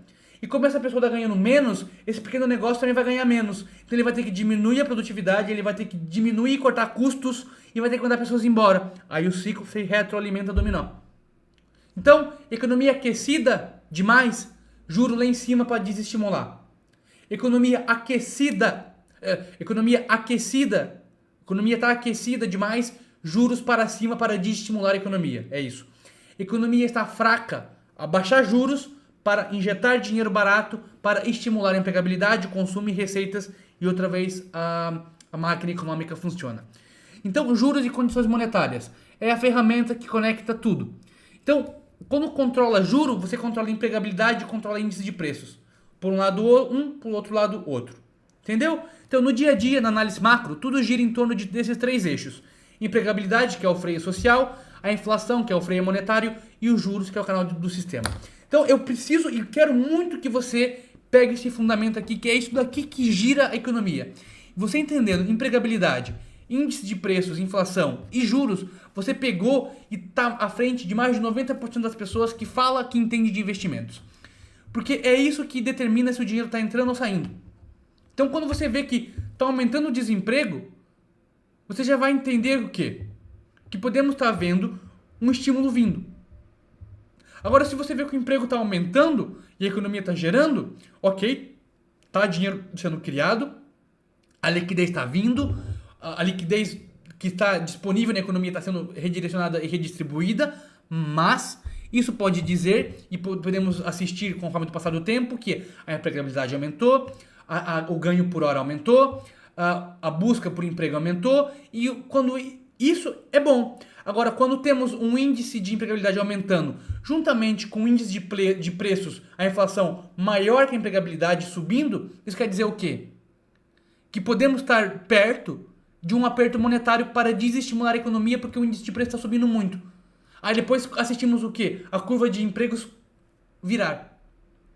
Esse é o foco. Entender empregabilidade, entender índice de preços, entender que juros, controle de taxa de juros, é o principal mecanismo de controle monetário e de controle social. E quando você entende isso, você consegue entender muito bem o passado, o presente e o futuro dos seus investimentos. Então, o Estado sempre interfere quando tudo vai pro buraco. Isso daqui é importante saber porque muitas vezes nós ficamos com medo quando tá vindo crises. Só que, desde que eu me conheço por gente, podemos dizer ali que 2008 foi um grande exemplo disso, o Estado ele não consegue, ele não pode deixar a economia pro saco. Ele não pode deixar como aconteceu em 2008, como aqui ó, credit panic hits historic levels. The year .com turned into .com bomb. Sempre que nós tivemos crises, a crise foi assim, olha. Foi em V a recuperação. Deixa eu pegar uma folha aqui que seja boa. Não, essa daqui não. Normalmente quando nós temos crises, é isso aqui que acontece. O mercado tá lá, subindo, crise. Isso aqui é o porquê que nós temos que entender que o intervencionismo para nós investidores é bom. Nós temos lá, o mercado tá aqui, tá brincando, bolha.com, crise, cai. O que uma pessoa comum pensa? Isso aqui vai prolongar durante muito tempo? Morreu. O mercado morreu. Não temos mais investimento, não temos mais força bruta para trabalhar. Vamos demorar 50 anos para voltar. Isso acontecia quando o sistema monetário precisava de ouro para criar a moeda. Agora, com a moeda criada do nada, sempre que tem uma crise assim vertical, de queda, a subida é vertical também. Por quê? O Estado não vai deixar milhões de empresas, milhões de amigos do rei, milhões de pessoas que dependem e o Estado depende ir pro buraco. Então ele vai fazer o quê? Ele vai imprimir dinheiro, vai jogar nessas empresas, vai jogar nos bancos, vai facilitar o crédito, vai injetar dinheiro na economia para os seus amigos, efeito Cantillon, e depois essas empresas voltam a subir de novo. Só que, como nós já falamos, essa impressão vai ser paga lá no futuro. E aí depois o que Rei Dalio diz, que o ciclo de crédito, ele é bom. Só que quando há uma desalavancagem, ela é muito grande também. Só que o ponto que nós temos que entender é que da mesma maneira que cai muito rápido, sobe muito rápido. Então sempre que nós temos uma crise, sempre quando nós temos momentos de estresse sistêmicos, são momentos bons para você comprar. Por quê? Porque o Estado não vai deixar a economia ir para o buraco. Ele não tem vindo a deixar. A história não rima, mas ela repete. E se ele não deixou em 2008, não deixou no Covid, não deixou em crises bancárias, ele não vai deixar quando tiver uma outra queda. Então o que você quer é quedas. O que você quer é choro, é destruturação. Porque no sistema que nós vivemos, onde o dinheiro ele pode ser impresso para o bem e para o mal, ele vai ser impresso quando houver crises e vai ser injetado dinheiro a rodo. E todas as empresas que estavam a 100 caíram para 1, elas vão chegar a 200. Então o Estado sempre interfere quando tudo vai para o buraco. Aqui entra o ponto fundamental baseado em história, não em opinião. Sempre que a economia entra em colapso sistêmico, o Estado interfere, o Banco Central atua e a liquidez aparece. Foi assim em 2008, foi assim no Covid, foi assim em crises bancárias e em crises de dívida. Então, crises é benéfica para o investidor. Isso é uma visão macro, de fora. Claro que quando você está no momento da crise, está vivendo aquilo, eu vivi o 2019. Nós tivemos um topo de Bitcoin depois do Covid, meu. Ninguém esperava isso. E o que se deveu? Qual foi a razão que tivemos esse valor exponencial de subida do preço do Bitcoin e do S&P 500 em meio a uma crise de saúde pública mundial? Impressão de dinheiro. Foi impresso mais que em toda a altura do tempo da história do dinheiro, foi impresso o dinheiro de 2019. Mas agora estamos pagando. Porque a inflação subiu muito também. Então nós temos que entender que a impressão ela é horrível a longo prazo, só que no momento que é impresso hoje, no passar 6 meses a 1 ano, tudo vai subir. Só que depois tudo vai cair também. Porque aquela coisa é um elástico, quanto mais você estica, quando ele voltar também vai ser a mesma força cinética que ele teve quando ele estava esticado. É isso que a escola austríaca diz. Se for devagar, ela vai crescendo devagar, mas também vai retraindo devagar. Agora, a forma como é impresso o dinheiro e a forma como o dinheiro é tratado hoje em dia, ele estica muito rápido e volta muito rápido. Então, se nós entendemos isso, nós queremos estar aqui no momento que ele é esticado muito rápido, porque tudo sobe. O Estado sempre interfere quando tudo vai para o buraco, o sistema é desenhado para não colapsar completamente. Isso não significa que não haja dor. Significa que o fim do mundo econômico quase nunca acontece. Então, sempre que você ouvir é o fim do mundo econômico, é o fim do S&P 500, está tudo caindo, está tudo derretendo, compre. É o melhor momento para comprar. tendo em conta o passado, já que nós avaliamos aqui. Não consigo prever o futuro, mas consigo analisar o passado, e sempre que acontecer momentos de queda repentina em tudo e eu comprei, eu me dei bem. Então, separar a emoção da decisão. Não foi a guerra do Vietnã que acabou com o mundo, a crise do petróleo que acabou, também não foi a crise do petróleo que acabou com o mundo, não foi o colapso de 2008 que acabou com o mundo, e não foi o Covid que acabou com o mundo. Se você revisitar historicamente, quando aconteceu a guerra do Vietnã, tudo ia acabar, não sei o que, o mundo vai desaparecer, vamos ter guerra, explosão nuclear. Não. Podemos ter uma pequena desvalorização de medo, mas depois é impresso dinheiro para esforços de guerra, existe investimento e compra de petróleo, commodity sobe para fazer tanques, sabe? Então sempre que há uma crise, o Estado vem, interfere e injeta dinheiro. Isso daqui é de extrema importância você entender. Crises são momentos de oportunidade de compra. O Estado não vai deixar o seu gado ir para o buraco, por causa que sem gado, a crise, a guerra e também a paz não é mantida. E quando não há paz, não há produtividade, não há pagamento de impostos. Então o Estado nunca vai deixar, até agora, não tem vindo a deixar guerras e crises colapsar a economia na sua grande maioria, ok? Então o que muda é quem está preparado e quem não está. Então, quem age por emoção, quem compra no topo e vende no fundo, quem se endivida no pior momento e quem congela quando deveria agir, são pessoas que não conhecem isso daqui. Porque se você sabe que quando a empregabilidade está caindo, isso pode ser um bom momento e um bom indicador de que vamos ter estímulo, você sabe que esse momento é momento de acumular. Quando você sabe que a empregabilidade está aumentando muito, a economia está aquecendo muito, e a inflação, o índice de preço começa a subir, você sabe que talvez é momento de realizar e de vender. Porque por consequência o quê? Vai ter aumento de taxa de juros. E as pessoas vão se tornar inadimplentes, não vão conseguir pagar os seus empréstimos, vão ter que vender, vão ter que mandar pessoas embora. Então quem entende ciclos reduz risco quando todos estão eufóricos, compra quando todos estão em pânico e protege capital quando necessário. Aproveita distorções criadas pelo medo coletivo. É isso. Aproveitar crises, aproveitar momentos de queda, de dump de preços para comprar. Tendo em mente o quê? Que sempre vai vir uma intervenção do Estado e injeção de liquidez para fomentar outra vez a economia. Então, onde está a grande oportunidade? Você pode estar se perguntando, né? Os melhores momentos para investir, aportar, comprar ativos e expandir estrategicamente são exatamente os momentos que a maioria está com medo. Vou repetir. Os melhores momentos para investir, aportar, comprar ativos e expandir estrategicamente são exatamente os momentos em que a maioria está com medo. Todos estão vendendo, o noticiário é apocalíptico, as manchetes falam em fim do sistema, o sentimento é de pânico. Esses momentos se repetem na história e quem conhece história entende uma coisa simples. Crises são momentâneas, ciclos passam e a ajuda sempre vem. Então vamos colocar em prática isso daqui, ok? Isso daqui é representatividade do que eu estou falando disso. De momentos de aperto monetário e momentos de expansão monetária. Então, entender o funcionamento básico da economia é essencial para atravessar ciclos, tomar melhores decisões e alcançar estabilidade.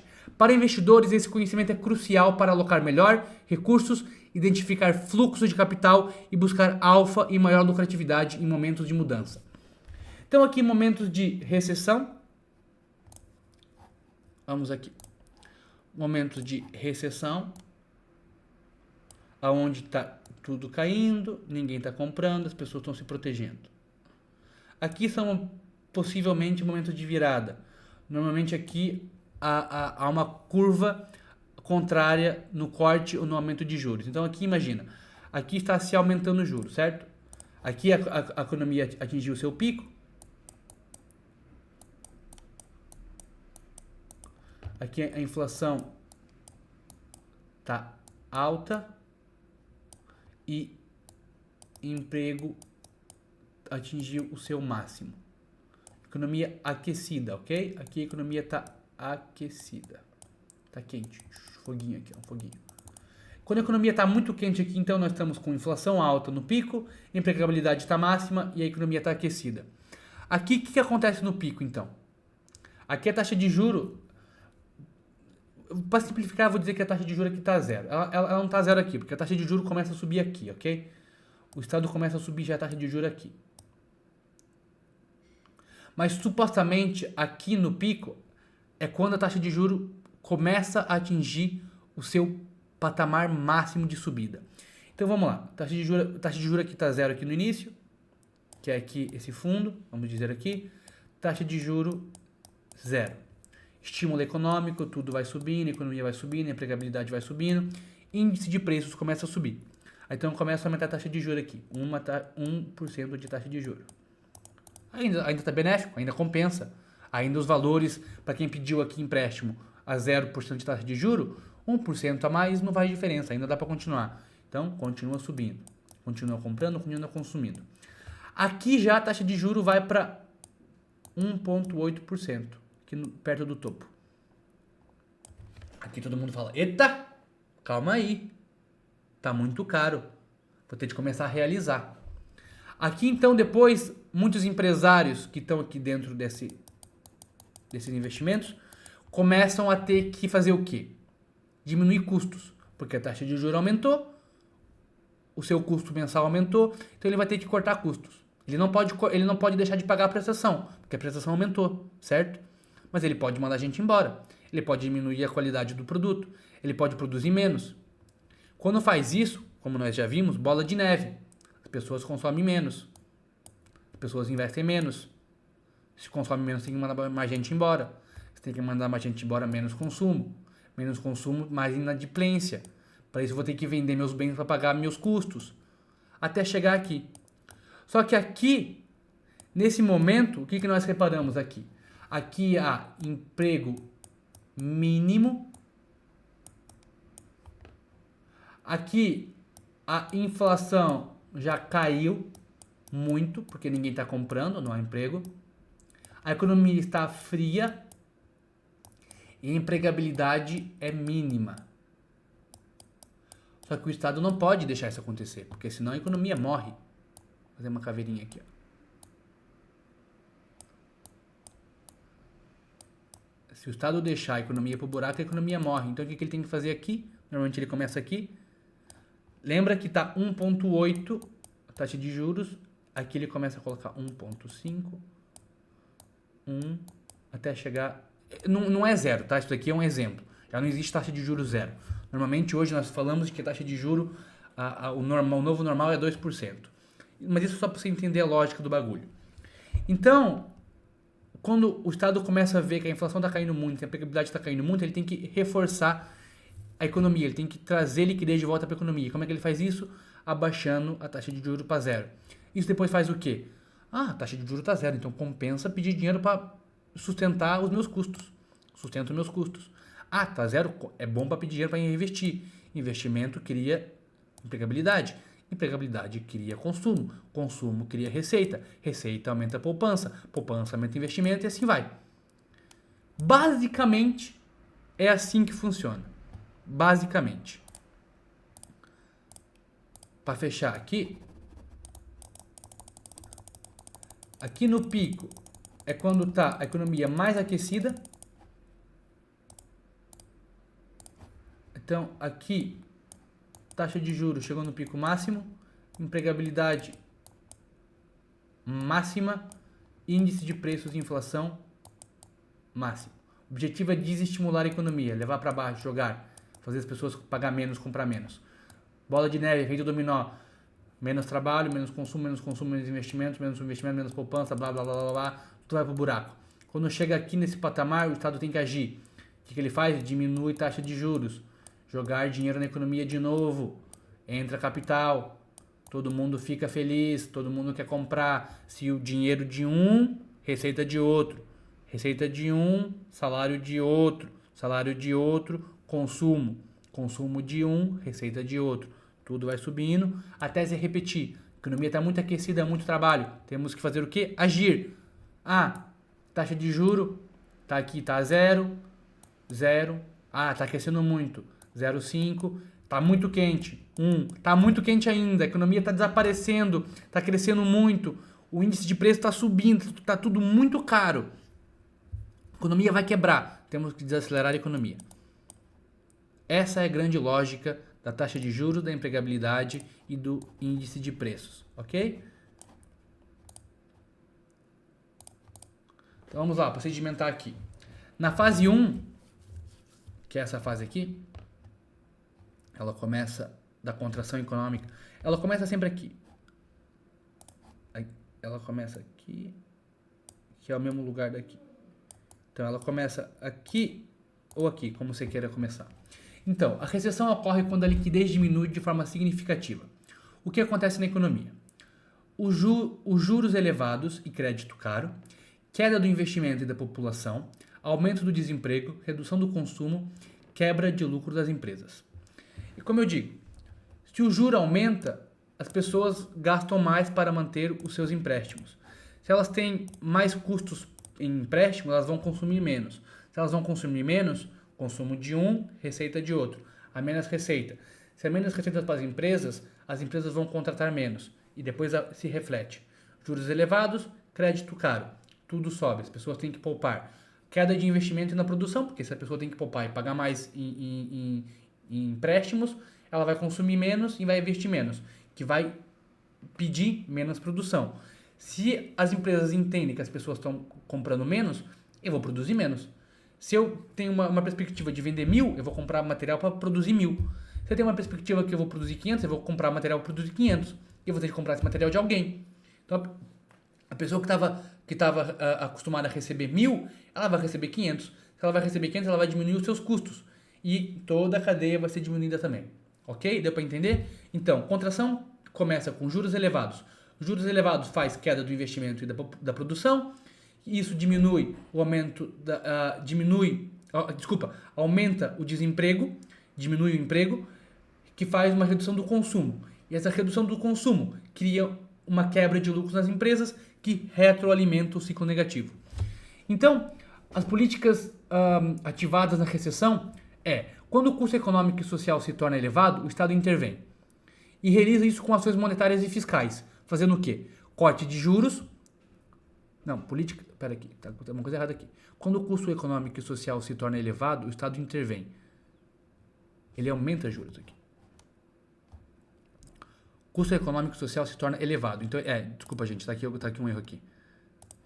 Então, aqui, quando o custo econômico e social se torna elevado, o Estado intervém. Ações monetárias e fiscais, corte de juros, quantitative easing, injeção de liquidez. Ok, tô entendendo. Isso daqui é quando nós chegamos no... Desculpa, já tô confundindo aqui os termos já. Para você entender que é complexo. Por isso, volta para trás para reler e entender outra vez. Então, a contração, a primeira fase é isso daqui. Isso daqui é o que leva para a contração. Depois, o que o Estado faz para melhorar e para sair dessa recessão? Quando o custo econômico se torna elevado, o Estado intervém. Então, o que ele faz para melhorar a situação econômica? Ele corta juros, ele injeta liquidez na economia, aumenta gastos públicos e aumenta programas de estímulo para fazer o quê? Para fazer a economia voltar a um respiro econômico. O que acontece nos mercados? Ativos de risco se desvalorizam, volatilidade aumenta, fuga para a liquidez e ativos defensivos e medo e pessimismo dominam. Objetivo: reativar crédito, consumo e emprego. E você se pergunta, por que acontece isso daqui nos mercados nesse momento? Por quê? Porque muitas vezes há um delay do corte de juro até o respirar da economia. A economia ela tem sempre um delay, as pessoas têm sempre um delay. Então, o que você tem que entender aqui é, a contração econômica acontece quando os juros começam a subir, e esses juros começam a subir, faz uma queda de investimento da produção, um aumento do desemprego, uma redução do consumo e uma quebra de lucro das empresas que faz tudo cair. Depois, o Estado tem que intervir. Então, ele tem que fazer o quê? Ele tem que cortar juros, ele tem que injetar dinheiro na economia, que é a parte já que nós vamos entrar aqui, que é a parte de expansão. Então, a fase da transição da recuperação é o momento, o período em que a liquidez começa a retornar, como nós vimos. Aqui no topo máximo é quando começa a contração. É quando o Estado começa a aumentar a liquidez, diminuir a liquidez, aumentar juros e, por consequência, a queda de investimentos e produção, ao aumento do desemprego, uma redução do consumo. Só que isso vai desestimulando a economia, vai fazendo ela cair. Só que aqui no meio já da recessão, o Estado começa a intervir e fazer já esse momento de recuperação. Porque ele não pode, ele tem que parar de cortar juros, porque quando ele para de cortar juros, a economia ainda continua. Quando ele para, peço desculpa que já, quando ele para de cortar juros, quando ele para de aumentar juros, a economia vai desacelerar ainda durante algum tempo.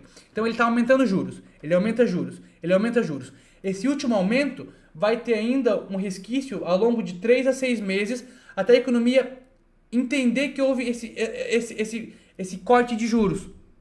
Ok? Então, estamos aqui no pico máximo. Ele começa a fazer o quê? A desestimular a economia. Está aumentando os juros. Chega aqui no meio, a economia já está muito desestimulada. Então ele tem que parar de subir juros, tem que começar a cortar juros. Ok? Então na fase de transição é o período que a liquidez começa a retornar. O que muda na economia? O crédito gradualmente se torna mais acessível, o desemprego estabiliza, o consumo começa a reagir. E o que acontece nos mercados? Os preços ainda estão descontados, porque tem um delay. Formação de fundos, normalmente aqui, e investidores mais atentos, eu e você, voltam a comprar. Historicamente, a melhor fase de risco-retorno. Então, vamos aqui tentar facilitar isso daqui. Como nós estávamos falando, aqui é um momento de contração máxima. É quando a economia está muito aquecida. Então, o Estado vem, ele aumenta juros para desestimular a economia. A economia começa a cair. Aqui ele fala, a economia está muito desaquecida, temos que aquecer. Vamos fazer o quê? Recuperar. Vamos voltar a injetar liquidez na economia. Então é aqui, nesse momento, onde tem uma transição, um parar de aumentar juros para desestimular a economia e começa-se a cortar juros para estimular a economia. Mas é aqui que se formam os fundos. E é aqui que nós queremos comprar. É na mudança. Quando você entender, então, que se chama pivô do Fed do Banco Central que você está estudando, quando está aumentando os juros, quando tem uma decisão de não vamos aumentar juros, vamos manter ela aqui, você fala, epa, quer dizer que a próxima decisão, então, monetária será de corte? Se assim for, você vai fazer o quê? Comprar.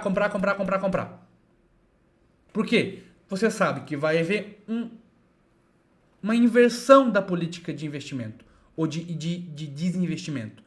Nós estávamos tendo uma política de fazer desestimular a economia e jogar tudo para baixo.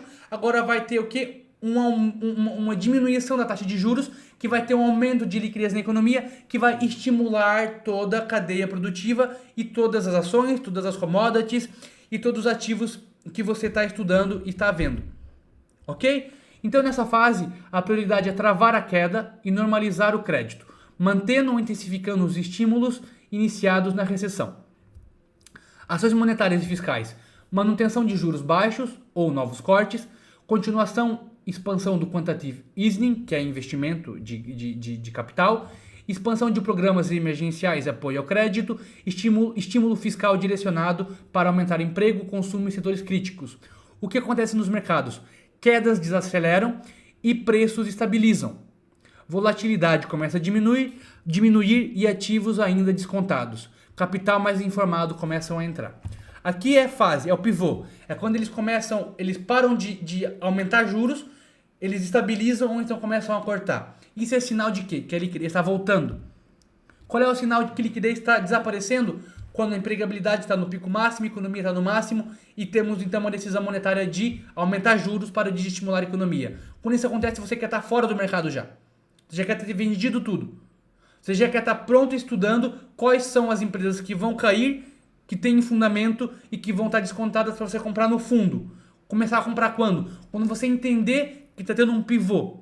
Então, a economia estava muito quente, começa a aumentar juros, tudo começa a cair. Está caindo muito, está muito desacelerado, está muito desemprego, está pouco consumo. Temos que estimular isso de novo. Temos que fazer o quê? Cortar juros. Investir dinheiro. Quantitative easing. Estímulo.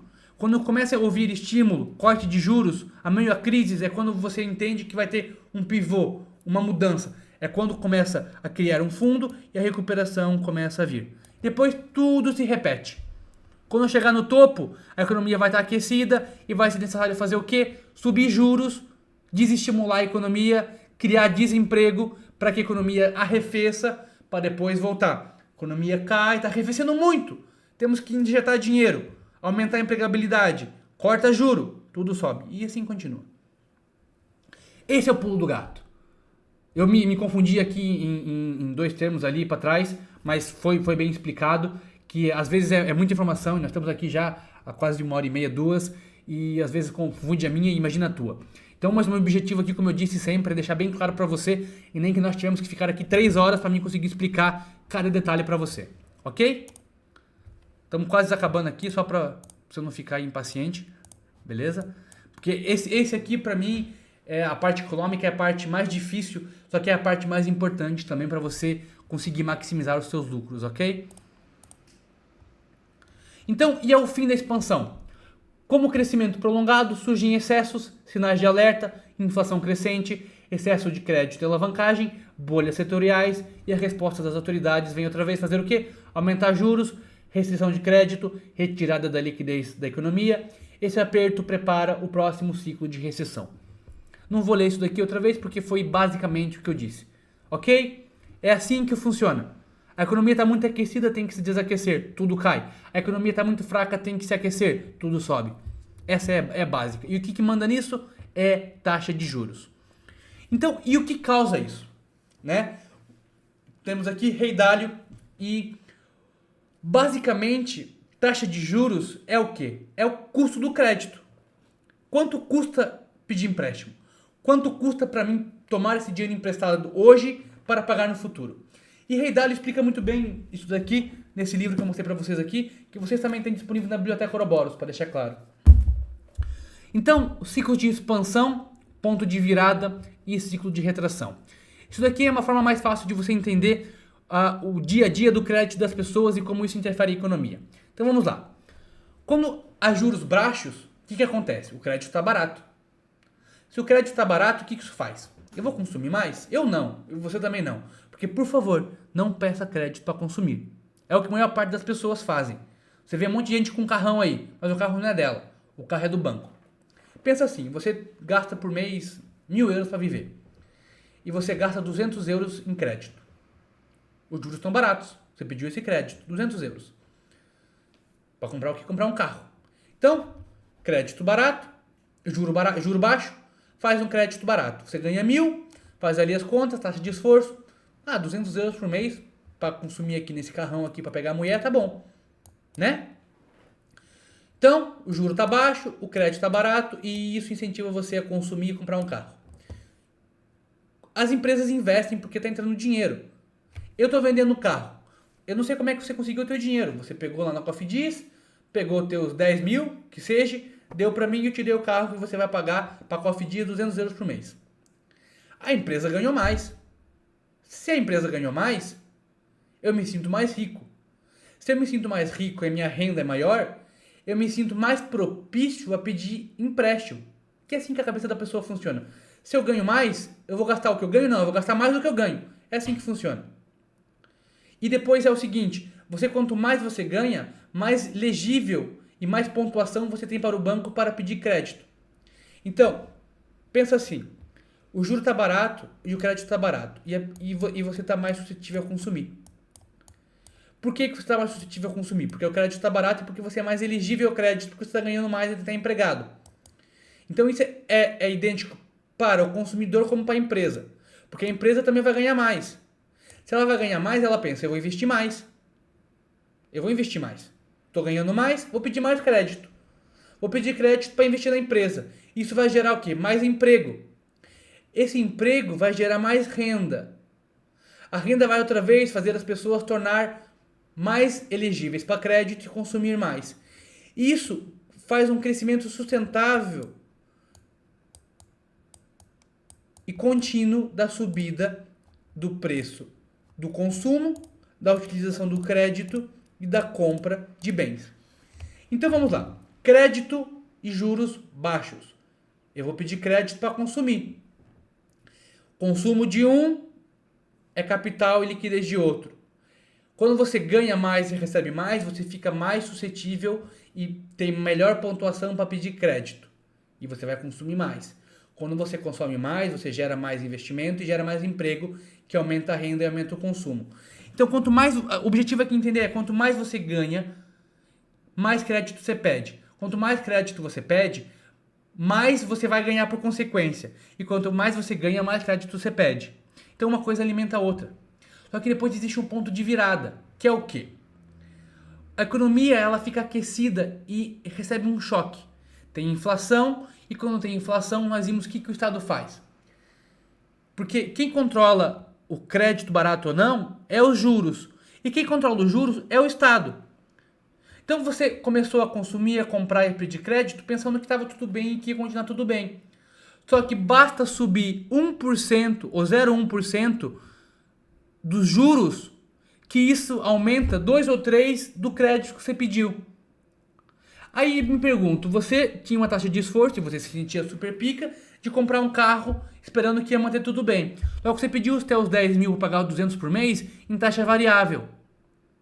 Só que você tem dois empréstimos. Você tem empréstimo da casa e conseguiu e pediu mais um empréstimo para o carro.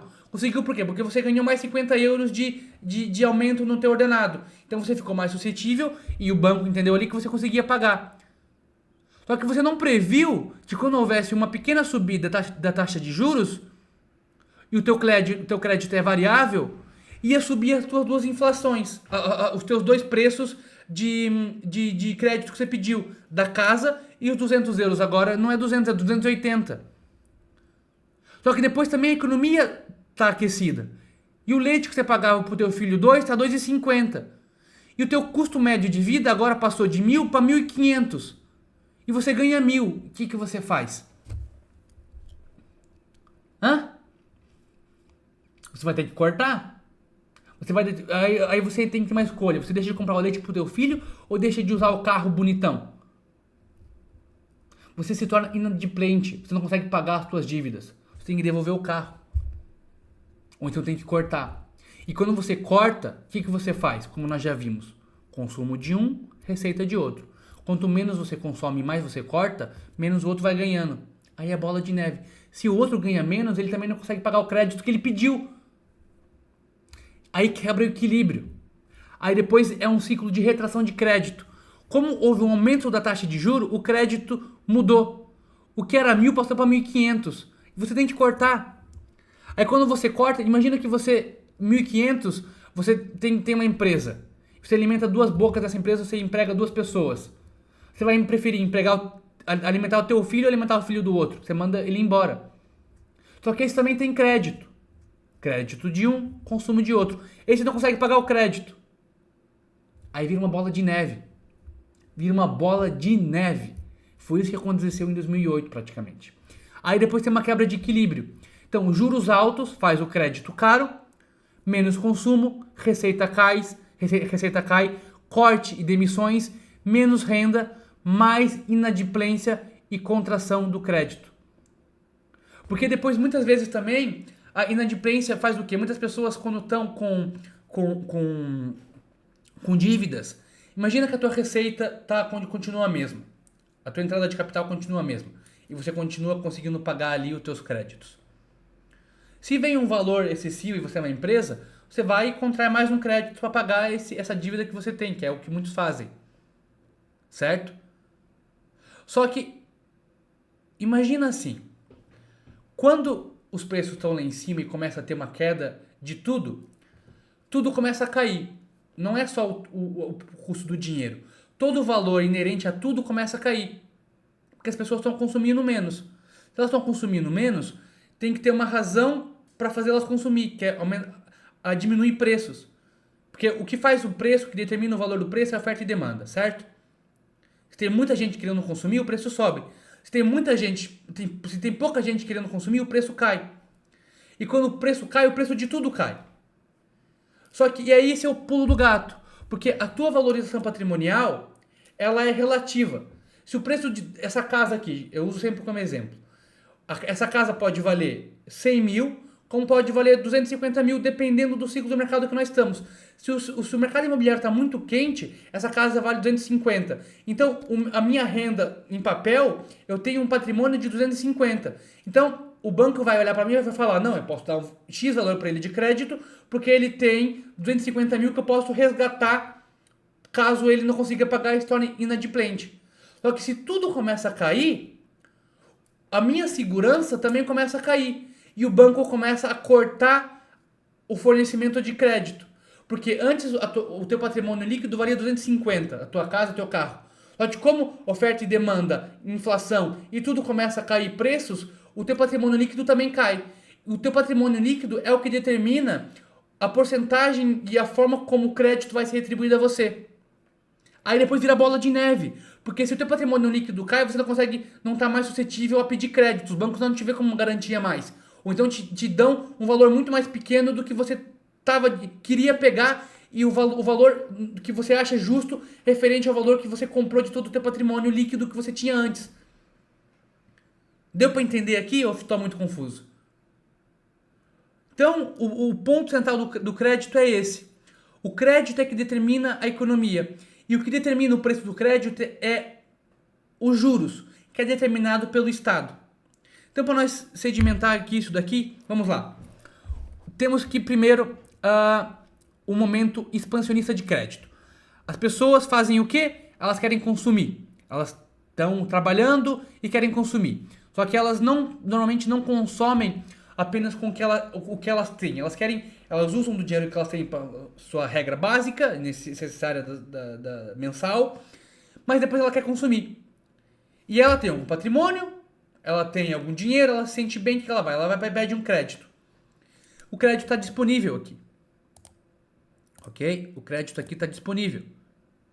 Está barato, pessoas consomem. Crédito barato, consumo, emprego, aumenta. Só que chega um momento que a taxa de juros sobe. Primeiro momento. Que é o Estado tem que agir. Só que quando a taxa de juros sobe, por consequência, o preço do crédito também sobe. Só que não sobe o preço do crédito momentâneo. Sobe o preço de todo o crédito que já foi realizado. E depois disso faz o quê? Faz as pessoas contraírem menos crédito, gastarem menos. Até aqui tudo bem. O problema é quando esse crédito se torna tão grande, o seu custo, que as pessoas começam a se tornar inadimplentes e não conseguem pagar esse crédito. Aí vira uma bola de neve e criam as chamadas, os picos da dívida de longo prazo e as desalavancagens grandes que acontecem em crises massivas, como aconteceu em 2008 ou como aconteceu ali perto do Covid. Então vamos aqui voltar para trás. Vamos lá. O ciclo de crédito normalmente funciona, segundo o Rei Dalio, de 5 a 10 anos, que são os ciclos de crédito de curto prazo, que é também conhecido como ciclos de negócios. Então vamos lá. Na expansão começa crédito barato, aumento do consumo e investimento, crescimento do PIB e queda do desemprego. A economia aquece, a economia cresce rápido e a inflação sobe. E é aí que o Banco Central tem que aumentar juros. Quando o Banco Central aumenta juros, o crédito fica caro. Há uma redução de gastos e investimentos, aumento do desemprego, há um estímulo, um desestímulo. O Banco Central, aqui é desestímulo, ok? O Banco Central reduz juros e o crédito volta a crescer novo. Com um estímulo novo, começa um novo ciclo. Então, a expansão é determinada por quê? Por crédito barato. O crédito barato faz consumir. Consumir faz aumentar empregabilidade. Empregabilidade faz aumentar o quê? Consumo. Consumo faz aumentar investimento. Investimento faz aumentar patrimônio líquido. Patrimônio líquido faz aumentar a vontade e o poder de crédito. E isso gera. Só que quando há um aumento da taxa de juro, esse crédito muda o valor dele. O juro aumentou, o valor que você está pagando por esse dinheiro emprestado também aumentou. E todo o cálculo econômico que você fez muda. E é aqui que acontece. Então, esse daqui é a representação do ciclo de longo prazo e de curto prazo. Quando você